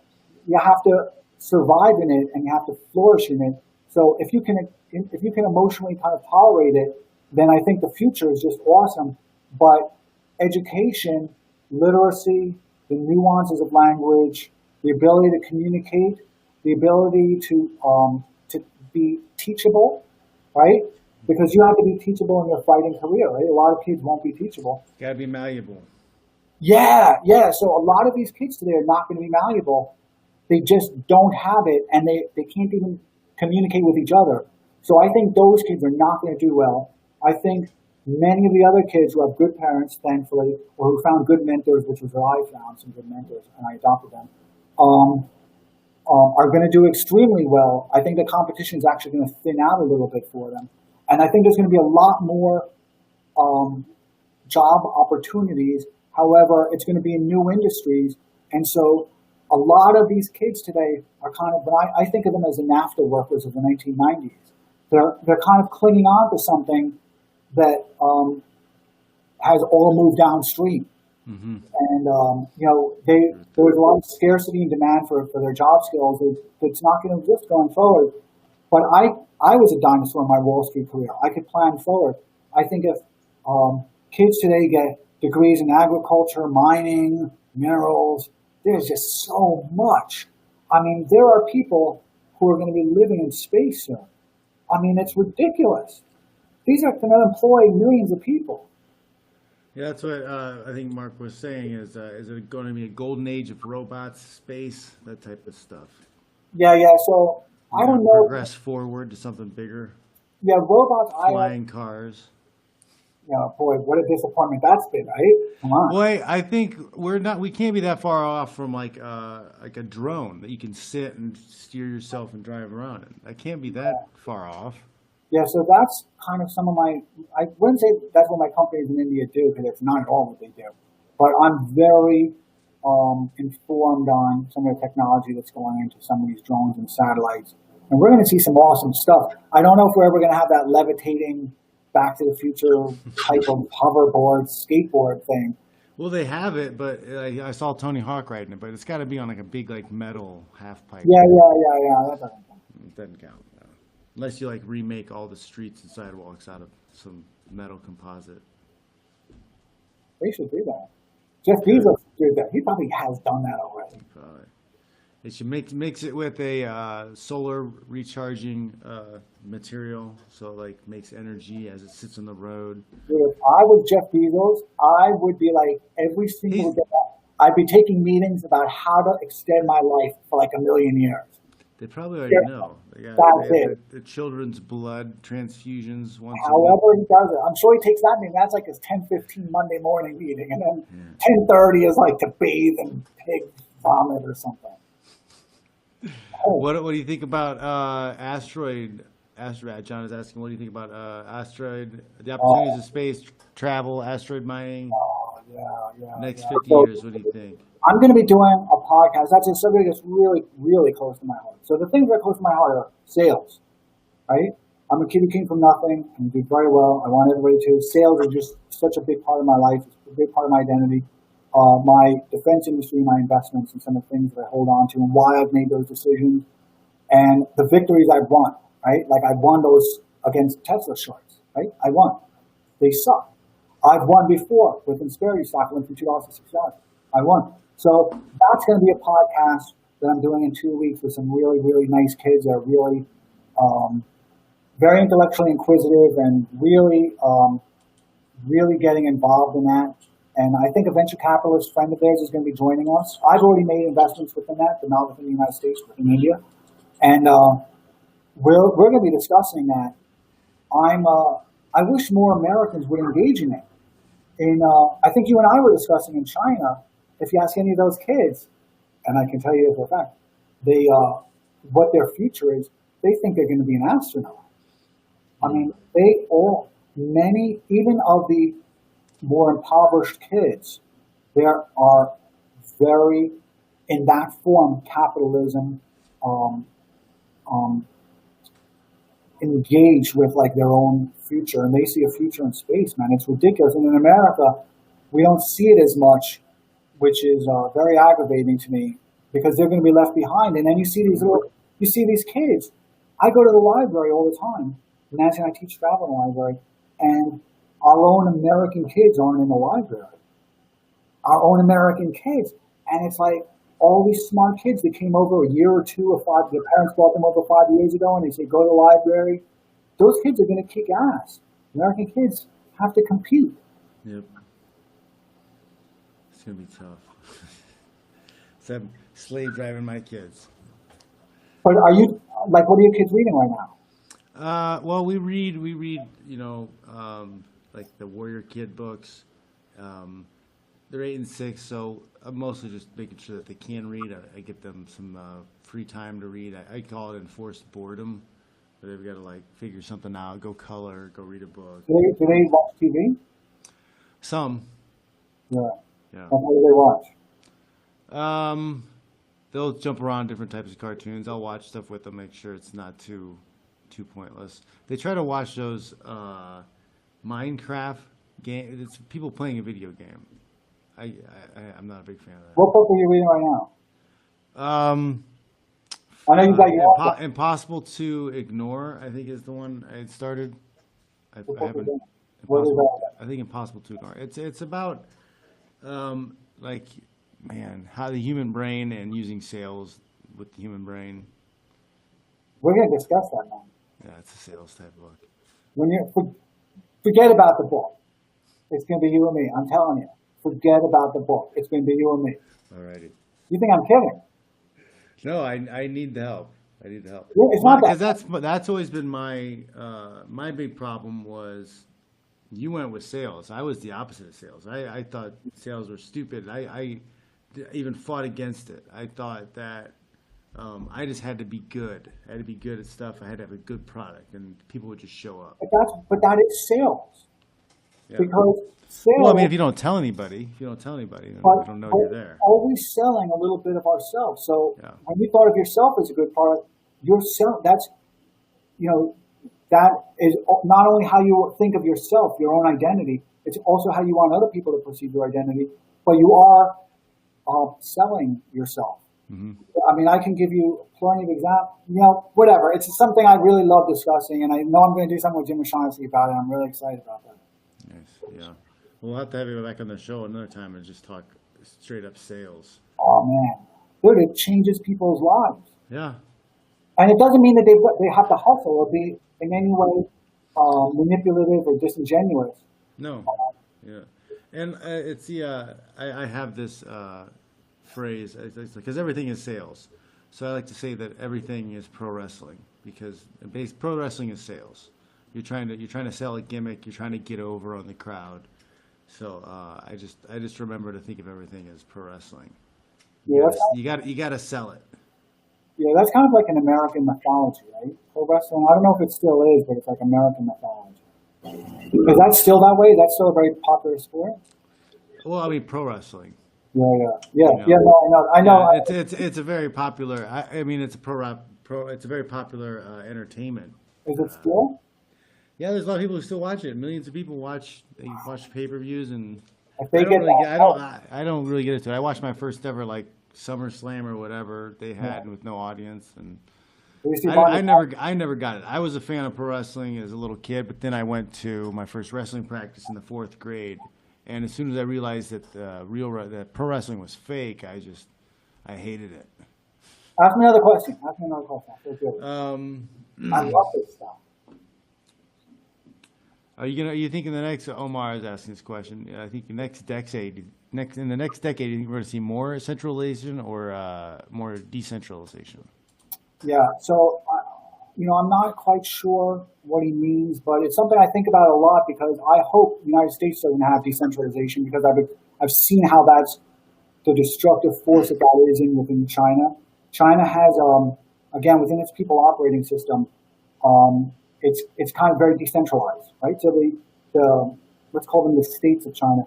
They make contracts with the central government, and it's actually a contract, and they get together and they say we're going to remit this province and this state, let's call it, is going to give you at the end of the year we're going to give you $10 million. Let's just make up a number, and anything in excess of that, the state gets to keep. And there's just a lot of competition within the states that really harms their unity. So one of the reasons that COVID did get so bad is not just because the Chinese Communist Party was trying to end dissent. It's because there's a lot of restrictions and constraints and hierarchy about the way the different agencies speak to each other and their truthfulness. So I hope if we were to have decentralization within the United States, certainly that would occur. So I think about decentralization much more within our political framework. Within currency, it's a whole different thing because I don't see the dollar. I don't see the dollar being challenged as kind of the eminent currency. There's a huge difference in the dollar right now. You don't think the dollar is going to go anywhere, or what do you think about inflation? Because the stock market right now, it's going crazy up. And have you been buying stocks? Nobody's. Have you been buying stocks? I've been trading lightly on Robinhood a little bit, buying and selling. Why trading? What's that? Why trading? Why? Yeah, why buying and selling that? Just to see if I can make a little money, or just kind of keep an eye on the market, get familiar with it because I haven't really done it before. Yeah. So the thing is, with trading can be very bad. It's just it creates a lot of behavioral problems, or maybe it's just behavioral problems that are just kind of exhibiting themselves in that because it's very frenetic and it's very adrenaline junky, and it means that your mind has to some part of your awareness, right? Every moment of your awareness of yourself and your environment is affixed to what a stock is trading at. And then if you lose money, then you're going to have this kind of depression. And I think it's bad for people to invest like that. I think it's one of the problems with Bitcoin is that it's traded with such volatility. People should just buy stocks. And I mean, I had Tesla through thick and thin. I didn't even pay attention to it. Everyone would ask me to sell. At $400, at $200, people are like, it's never, when Musk tweeted 420, right? And people were like, no, he's kidding, he's making some pot reference. And I was like, no, why not 420? And then they were like, oh, at 420, maybe, you sell out. And I'm like, no, it doesn't, there's no reason to sell. Same with Facebook. I own Facebook from $30, $60, $70. Why sell? No, with my Bitcoin, like I bought years ago from like the $200 to $600 range, and I'm holding it. I'm not trading that at all. But yeah, I just noticed that when things are going like this, it's like fishing. Ask me another question. Ask me. I know that it's late. It's running late for me too, but now I'm like, yeah. Oh, this is a great one. Josh Haggard says, "How do you determine what's actual news versus distraction?" Yeah, so one of the things that's interesting is, so I have this log, and now it's actually 40 chapters. There's the one I showed to the public, which is like 30 chapters, but I'm only showing that one so that I can myself see the way the visuals are, see the way the fonts are, the text, the way the timelines work. But in doing it every single day, you get a sense of like pulses and episodic nature of news and what's happening. And it's really interesting because I now call it fake reality, real news. So the thing that's really interesting is these are behavioral sciences. Your mind can only hold about 6 thoughts at a time. So you think that your mind is this miraculous machine, which it is, but really in its front consciousness, it can only hold about 6 thoughts. So the media is my cat's crying for me. So the media, I think my cat's locked out. Hold on. Emergency cat rescue. Oh, he's not locked out. Hold on.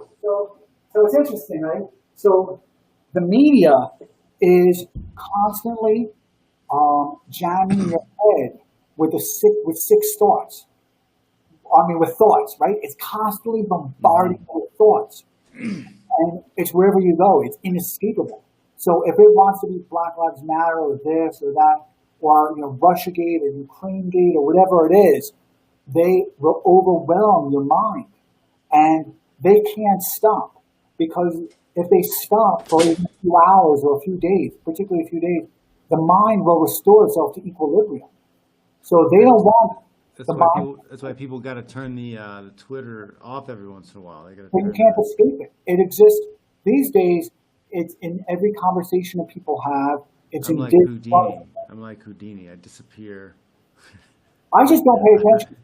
Yeah. So the thing is, I just don't pay attention. I observe it, but I'll block it out. You can't block it out. Just keep scrolling. That's not possible. You cannot block it out. You may not have as much awareness, and you may file it a little bit further back, but you can't block it out. And so what the media does is they're constantly kind of infusing those 6 thoughts into your head, bombarding. They're constantly keeping. So it's interesting because truth doesn't matter to them because it doesn't have to be true. No, forget about feelings. Forget about anything. Whether they were lying about this chloroquine thing 2 months ago doesn't matter anymore because there was no 2 months ago anymore. There was only the news that they're giving you now. So what I'm trying to do is I'm trying to be the archivist of all of this because I've quizzed a lot of people on what they remember, what they don't remember. I even quiz people on what they remember about the ignition of the Floyd George. Is that what his name is? George Floyd, right? George Floyd, yeah. George Floyd. Yeah, about the ignition of that, what they remember of the visuals of it. And I asked them a lot of questions because I'm archiving those, so I know what the answers are. But I'm not interested in correcting them. I'm more interested in how they filed it away and what emotional content they still have sitting kind of resonant in the back of their head. Because people don't remember these things anymore. Mm-hmm. So you can't remember what happened 2 months ago politically. You do remember it. No, you do remember it, but so in a couple of days when quarantines become much more common or as they progress most likely, your people are going to say, hey, the quarantines from early March and late March weren't that bad. They're not going to remember, and all the visuals they're going to see of it were kind of a peaceful type of thing. I'm archiving all this, so I'm also seeing the way the media also tries to sell images of the Great Recession. And so at that time, they were also showing very long food lines. They were trying to sell this bailout, right? So part of my thesis in keeping this log is also what came first, the bailout or the virus. Yeah, because they were talking about universal basic income before we were talking about virus. Yeah, and now they're putting it effectively. Now they've already installed it, and once you're giving it to people, it becomes a human right. And so this is my conspiracy theory that we were having a global economic crash. So all the countries came together to push the COVID sickness and lockdown. I think it was like a week before the George Floyd thing happened. They're having meetings for budget cuts in Minneapolis for like 165 million, something like that. So I feel like there's a lot of places that were already broke, and that's one of the reasons why you had bundles of bricks stacked up in these big cities They're But trying to those are burn, different they're issues. going to burn the restaurant down and collect the insurance. But so those are different issues because in cities like New York, and I've known all of our controllers and our state controllers and our city controllers for going on 30 years now, and same is true of California, Colorado, you name it. And I can, I've discussed with them over breakfast, lunches, and dinners, and about what the discretionary budget is within New York, and kind of what our expenses is, and what our pension obligations, and what our obligations are before there's any discretionary money. So yeah, that there was definitely going to be a tightening of the belts. That there was definitely going to be some competition for scarcity of public service resources and things like that. But at the end of the day, the large cities were still very economically healthy. I mean, CalPERS, you have a huge problem in California, but that could resolve itself organically. It didn't need all this kind of government, and it didn't need all this intrusion to resolve itself. You just needed to cut a lot of people off the pensions. It shouldn't have been there anyway. And at the same time, kick a lot of stocks out and renegotiate a lot of things. It would have been ugly, but I don't think that was really it. I think it's greed. I think greed has never had so many ways to express itself. And the media, I think our oligarchs are nihilists. I think they hate people. They have contempt for people. And if people thought George Soros was bad, George Soros, you've lost, right? You've lost a couple of fights. Let's talk about GSP. It's a humbling thing to lose, right? It's humbling. Yeah. I've lost. It's humbling, right? It's a humbling experience when to lose, especially to put yourself into something, anything, 100%, and not come away with the objective that you intended. It can be crippling, and that's why most people don't ever try. It's a real type of special person who's just like, oh well, okay, let's do it again. Let's go try again. That's what your show is, man. I'm proud of you, man. The show is awesome. You're taking risks, man. It's awesome. So I kind of disagree with your conspiracy theory. You're a nut. You like that? Yeah, why not? Yeah, why not? No, I just disagree with your conspiracy theory. Okay. Yeah.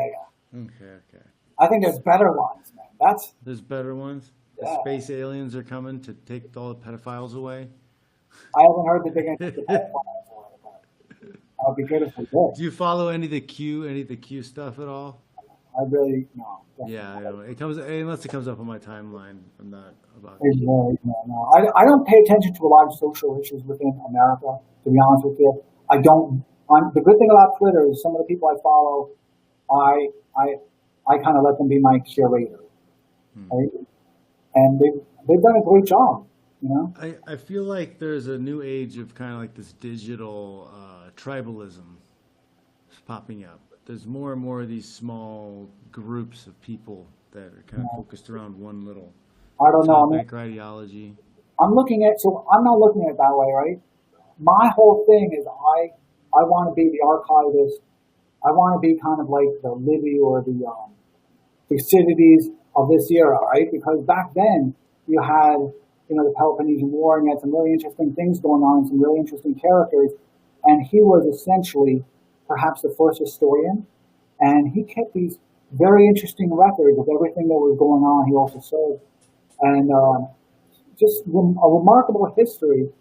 I want to be that guy. So I think we're just going through this transformative period in human history where it's the fastest relative power in human history. And so I'm really not focused on kind of the minutia of like who's a pedophile and what's going on. I'm trying to look at like this whole thing as a transformation of our own political operating system and how it's occurring. You think the flight from, it's a question from John, do you think the flight from large cities like New York, San Francisco are going to continue? I hope so. I'm very familiar with workforce development in New York, right? And actually because of my relationship to TriNet and Insperity, which are PEOs, I have a very good sense. It's an industry that I really know really well. PEOs are complicated to explain for this, but I've known a lot of businesses in my life. But within New York, workforce development is, we can't lose the airlines, we can't lose the flights because they're one of our largest employers. And they're paying the minimum wage. Minimum wage is $15 an hour. And one of the real problems is 2001, when there was a small bout of indigestion in the economy. I'm not referring to September 11th. I'm just talking about what was already a weakness in the economy. Minimum wage was $5, I think. And then in 2009, I guess it was around $7. Now minimum wage is $15. So we can't lose our flights. And at the same time, I'm a shareholder of Boeing, and I see the importance of innovation and how it kind of works. So I hope not. I hope not for our employment picture. It's a great job for young people and for older people. They're much more flexible in their hours. I mean, it's there's so many different jobs: baggage handlers and this and that, and hospitality. I don't know how this all plays out in a dark city. Like if they're going to shuffle the lawn chairs, or what kind of, what it's going to look like ultimately when we get out. I'm just recording the changes that they make. I'm not really kind of trying to prognosticate too much about, what it's going to look like ultimately. So, a question from Josh Hoggard. He said, is personal wealth even more important for freedom than in the past? Yeah, you can't have it anymore without wealth.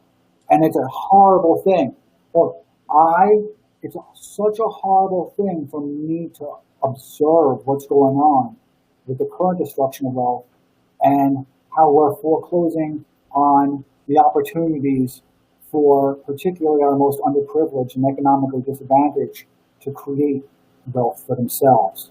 We're making it extremely difficult. Their education really isn't encouraging that anymore. If anything, it's discouraging it. They're not requiring the education skills, the language, everything else.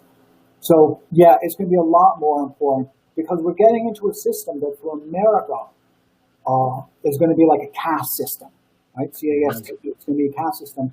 It's going to be the American equivalent of it. Either you have a good education and either you can afford a subscription to real high quality information, or you're stuck with 500 channels of television and you're semi-literate and maladjusted. And and personal wealth is also much harder to preserve now than it's been in. Yeah. It's probably going to be almost in all of American history.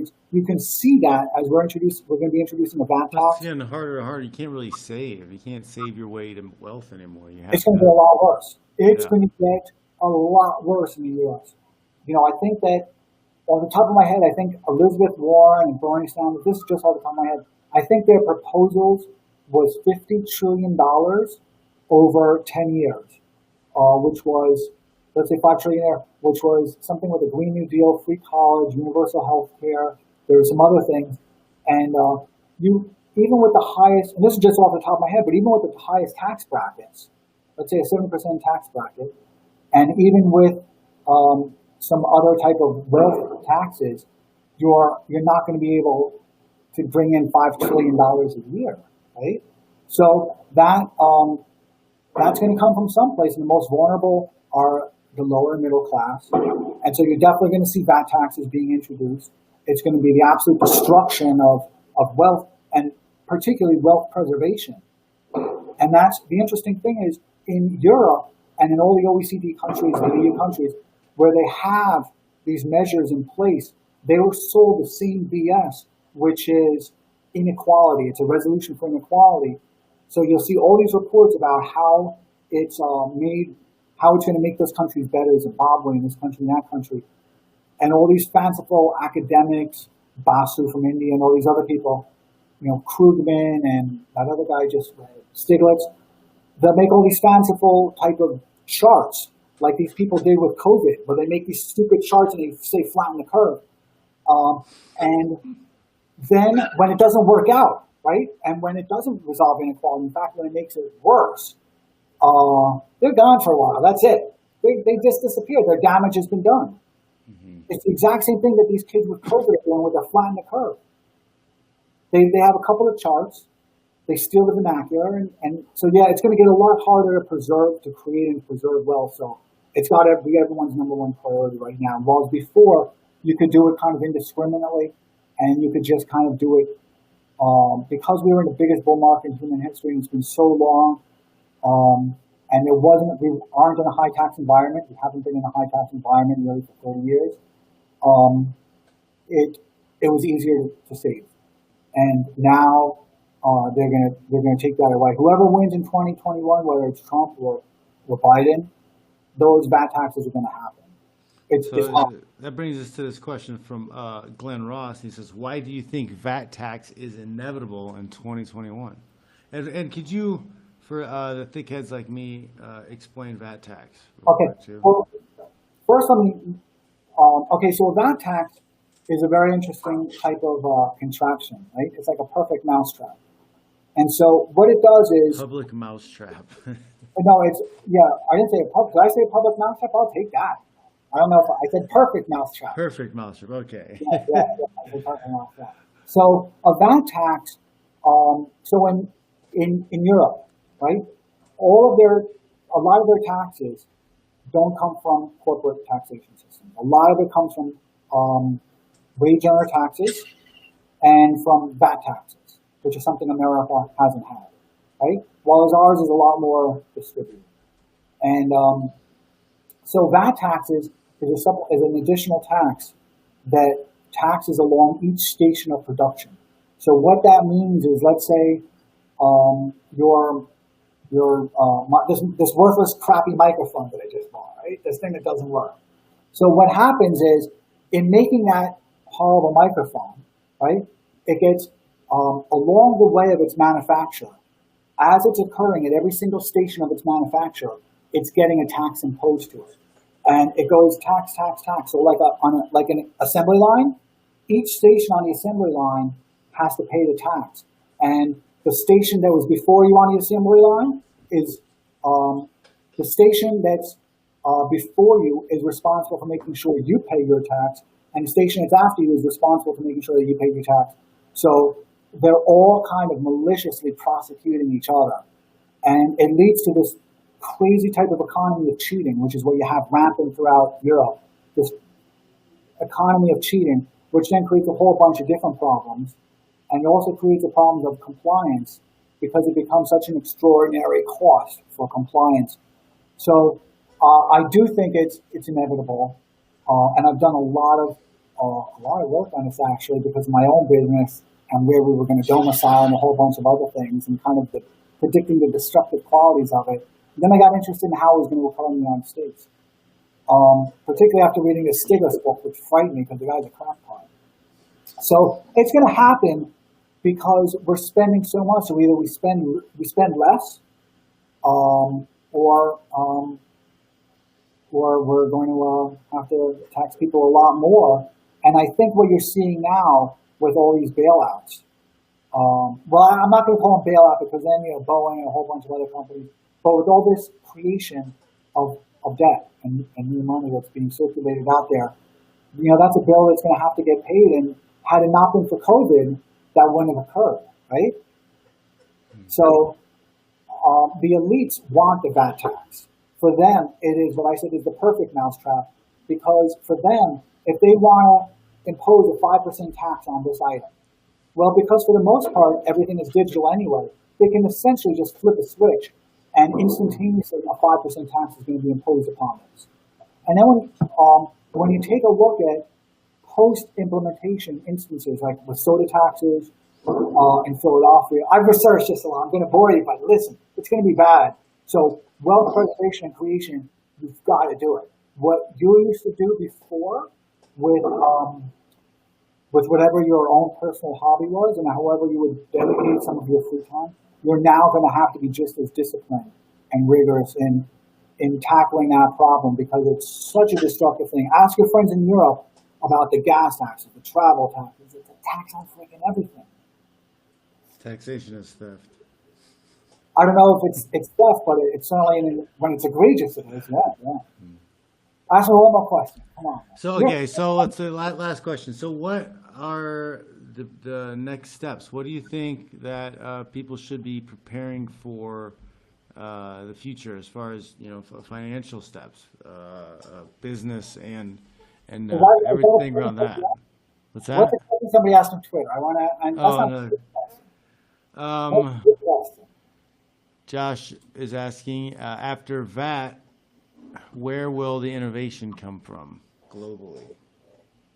Yeah, that's a really interesting. That's a really interesting. I'm going to take a few minutes answering that. That's a really interesting question, because you take a look at India and the destructive quality that that's having within the downstream manufacturing and within their own native industries, indigenous industries, very destructive. But so innovation is a very interesting thing to me, and it's one of the things that drew me to India and kind of had me looking elsewhere outside the U.S. because innovation is so expensive, right? So for most people, they think of innovation as some type of app that's in here and it's a productivity tool, like let's say Uber, where I can just, get a car with effortless car. And so, but that's not, although that contributes to an economy, that's really not an innovation in as much as building an F-35, right? Or building a bomber, or building a new battleship that are extraordinarily complex. Building a new space force, building new thrust, lifting up 1 million pounds into space, actually a few million pounds into space, where it's real high, large team, high hanging fruit innovation, which is what America's always specialized in, is in that. So China has always cloned U.S. innovation. Japan has always cloned U.S. innovation.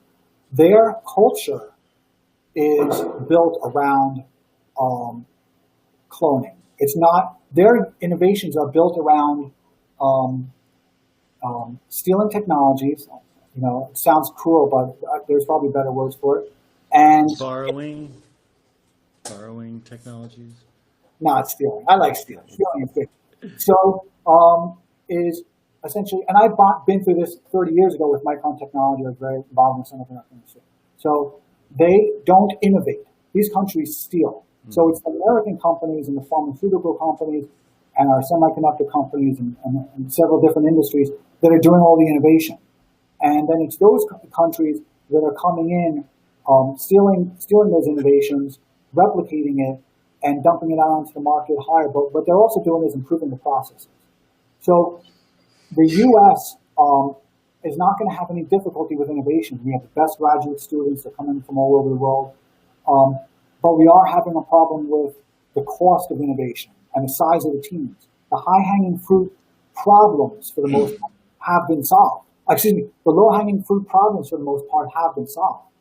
We're now up to some really high-hanging fruit problems to solve, and those require very, very big teams, immense teams, hundreds and hundreds of employees in physical buildings throughout the country. So it's nothing you're going to be able to do virtually, and a lot of innovation that is going to move downstream because the yield isn't there.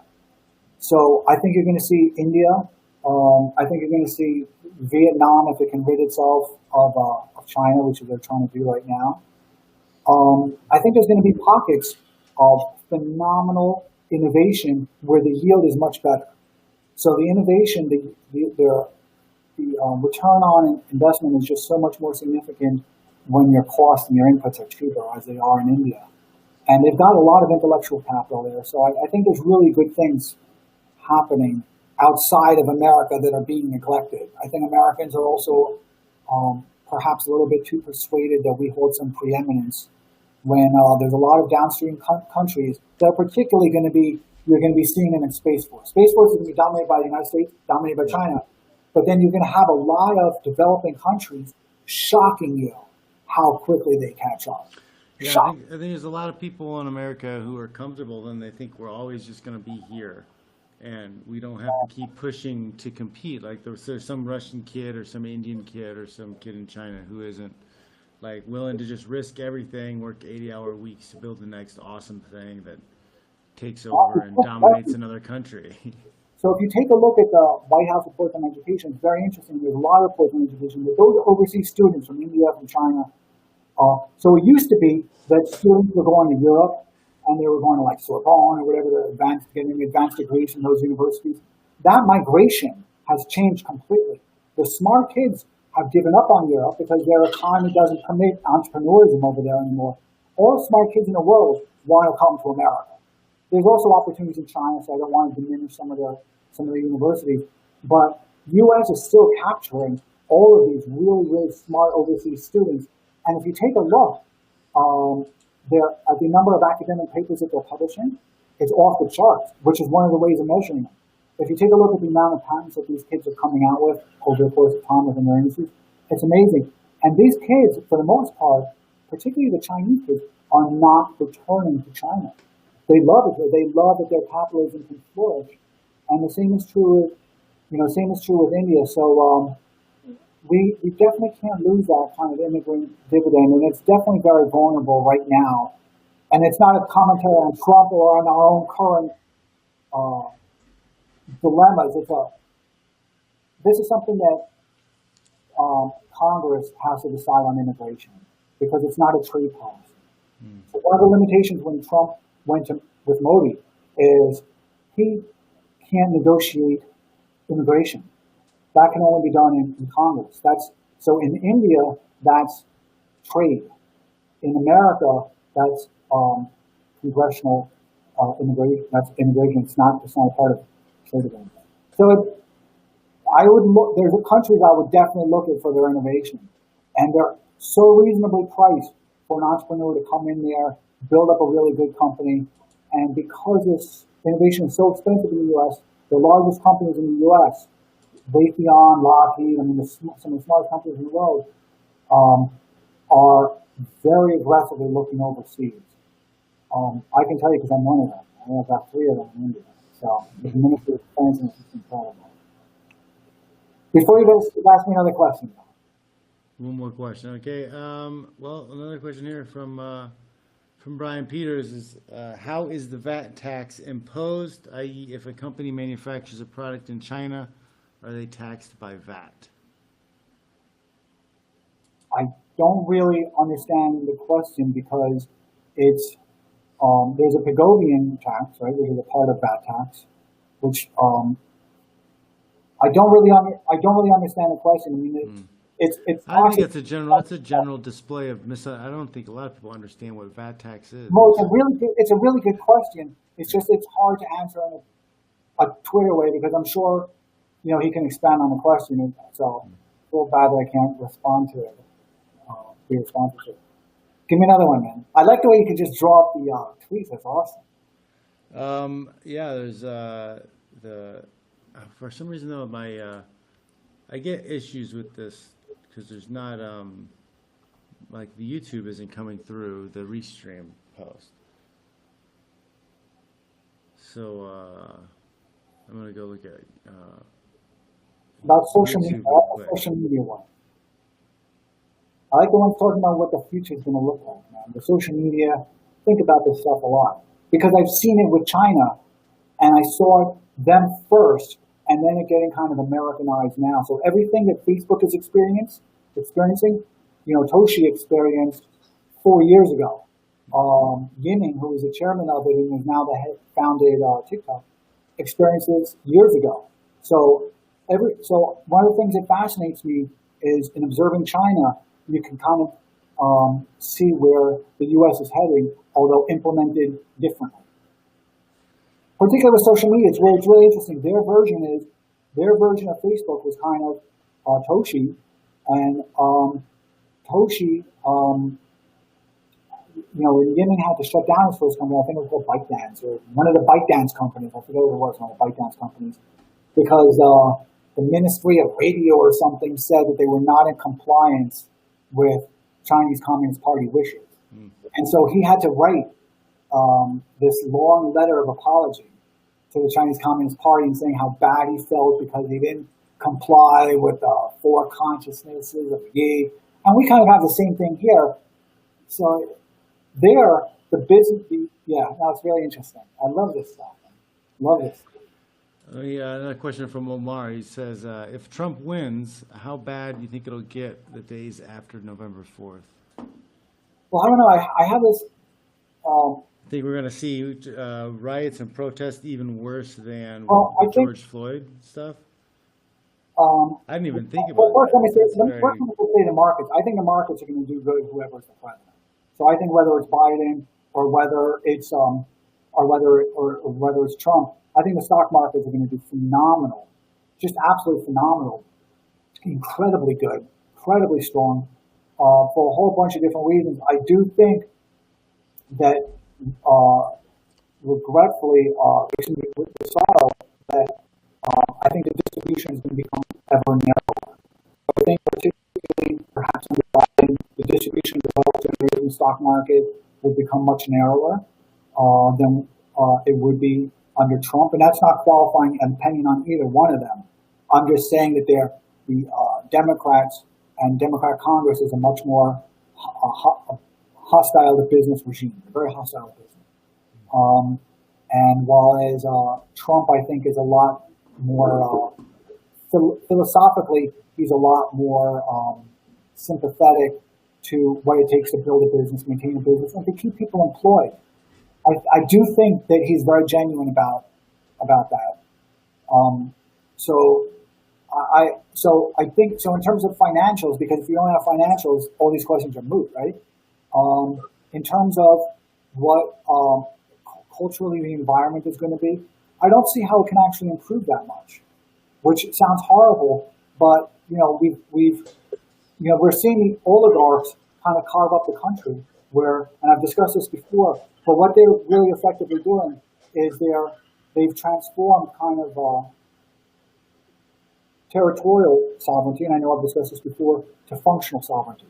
So, kids found the Constitution not as responsive, and it couldn't act as quick because governments can't act as quick as Nike can come out with an advertisement, right? So, so we're seeing our Constitution replaced with the terms of service, and as part of that, I also think you're going to see that same wage earner revolt that propelled Trump into office, and that same dissatisfaction with the DC and the elites, and their kind of refusing to jail each other and to, look at who. World Health Organization is like a criminal enterprise operating in front of us. They've lied explicitly. Nobody's in jail. The UN as well. Nobody goes to jail. So because people are going to continue to be outraged by that, the elites are still going to need to employ tactics to divide that vote because it challenges their incumbency and their supremacy. So I still think you're going to have a lot of social friction. I think that Biden is going to sell himself as FDR 2.0. I think that he's going to implement everything that sucks, like UBI, VAT taxes, free college. He's just going to give the vote away because he doesn't care. And he's going to try and recapture a lot of the vote that otherwise they would have lost because they're very disaffected by the Democratic Party. And so in order to preserve that state of chaos that they require, they're going to continue doing what they do. Hopefully I think that it's somewhat calmed down because I think that a lot of this is being driven by white kids. And for the most part, those kids work for the megacorps, right? They work for Facebook, they work for Amazon. So Amazon is sending them out that signal. And I do think that Amazon is probably going to kind of lessen the amplitude of the beacon. But I think you're going to have a lot of continued social decay. It sucks. I'm not happy about it. But, you have to look at Europe. Europe has elected a bunch of... you have a generation of kids who are spoon-fed a certain ideology, and you've got a lot of young men who grew up without fathers or strong masculine father figures, so they're very emotional. Well, look at how... It's just a powder keg. I don't see it going away. Did you notice how... Because I'm very testosterone, right? And so, did you notice how kind of super masculine some of those Antifa kids were? I'm talking about the more violent ones. Mm-hmm.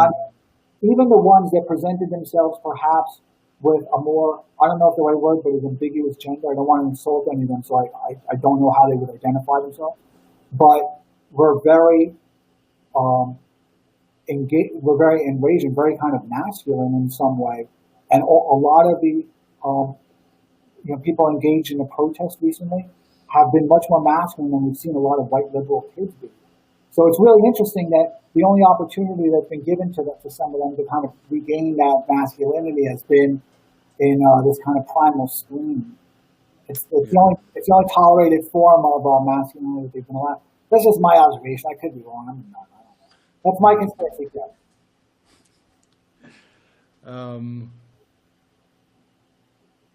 Dude, it's 12 o'clock. So yeah, it's been 2 hours. Dude, come on. That's awesome. Yeah, I think 2 hours. I think we can wrap it up there. Thank you so much. Yeah, that was awesome. Thank you for all the knowledge. That was a lot. It wasn't knowledge. It was like a dinner conversation. So I really appreciate it. I gained so much from you as well, man. Awesome. Thank you for coming on, and I'll have this on my Podbean and iTunes and everything, and I'll be sharing it throughout the week. Yeah, people to watch. So. Yeah, and congratulations on doing what you're doing now for Fight TV, man. That's exciting. Yep. I'll be plugging away with this stuff. And the new book catches on, and then I might be fighting again here soon too. So. Yeah. We'll see. And then the new book, man. We were discussing that. Yes, I have the Wake Up Bible. That is a recent release, and I have my Failing Upward Death by Ego. I've had that up for over a year, I think. That's supposed to be the first in a series, because of journals. We actually didn't get to talk about journals, but we both have kept journals for a long time. I have been not as good with it recently in the last few years, but I kept a solid journal for almost 16, 17 years. I have multiple books, so I'm sharing those through my books. So yeah, it should be interesting. Yeah, and thank you again so much for your time, man. Thanks for coming on again, and cool. I will see you on Twitter. Yeah, cool, man. Thanks again, and thank everybody who joined us. Also, it has been very exciting for me. Thank you. Thank you very much. Oh, bye-bye. All right, guys. That was fun and very knowledgeable guy. Adam knows his stuff. He has been all over the place. Let's sing something. Oh, we're gonna sing.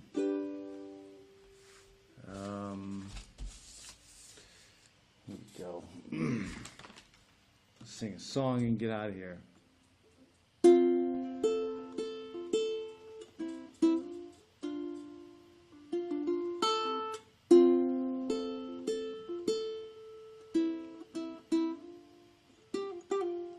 Scar tissue that I wish you saw.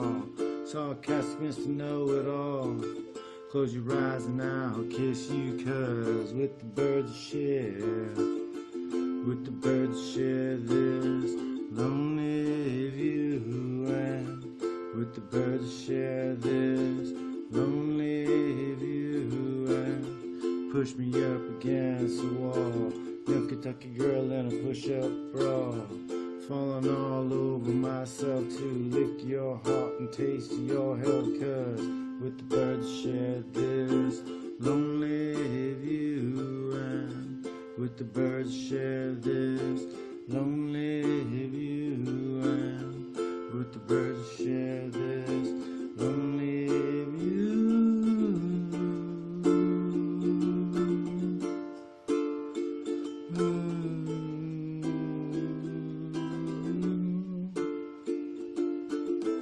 Blood lost in a bathroom stall. Southern girl in a scarlet draw. Wave goodbye to my empire, 'cause with the birds share, with the birds share this lonely view, and with the birds share this lonely view, and with the birds share this lonely view, and soft spoken with a broken jaw.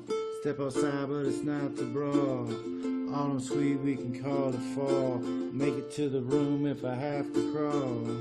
With the birds share this lonely view, and with the birds share this lonely view, and with the birds share this lonely view.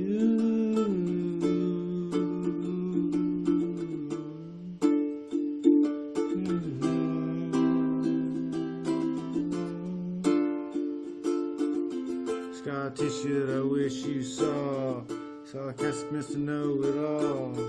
Close your eyes and I'll kiss you, 'cause with the birds you share, with the birds you share this lonely view. With the birds you share this lonely view. Yo. Alright guys. Thanks for tuning in.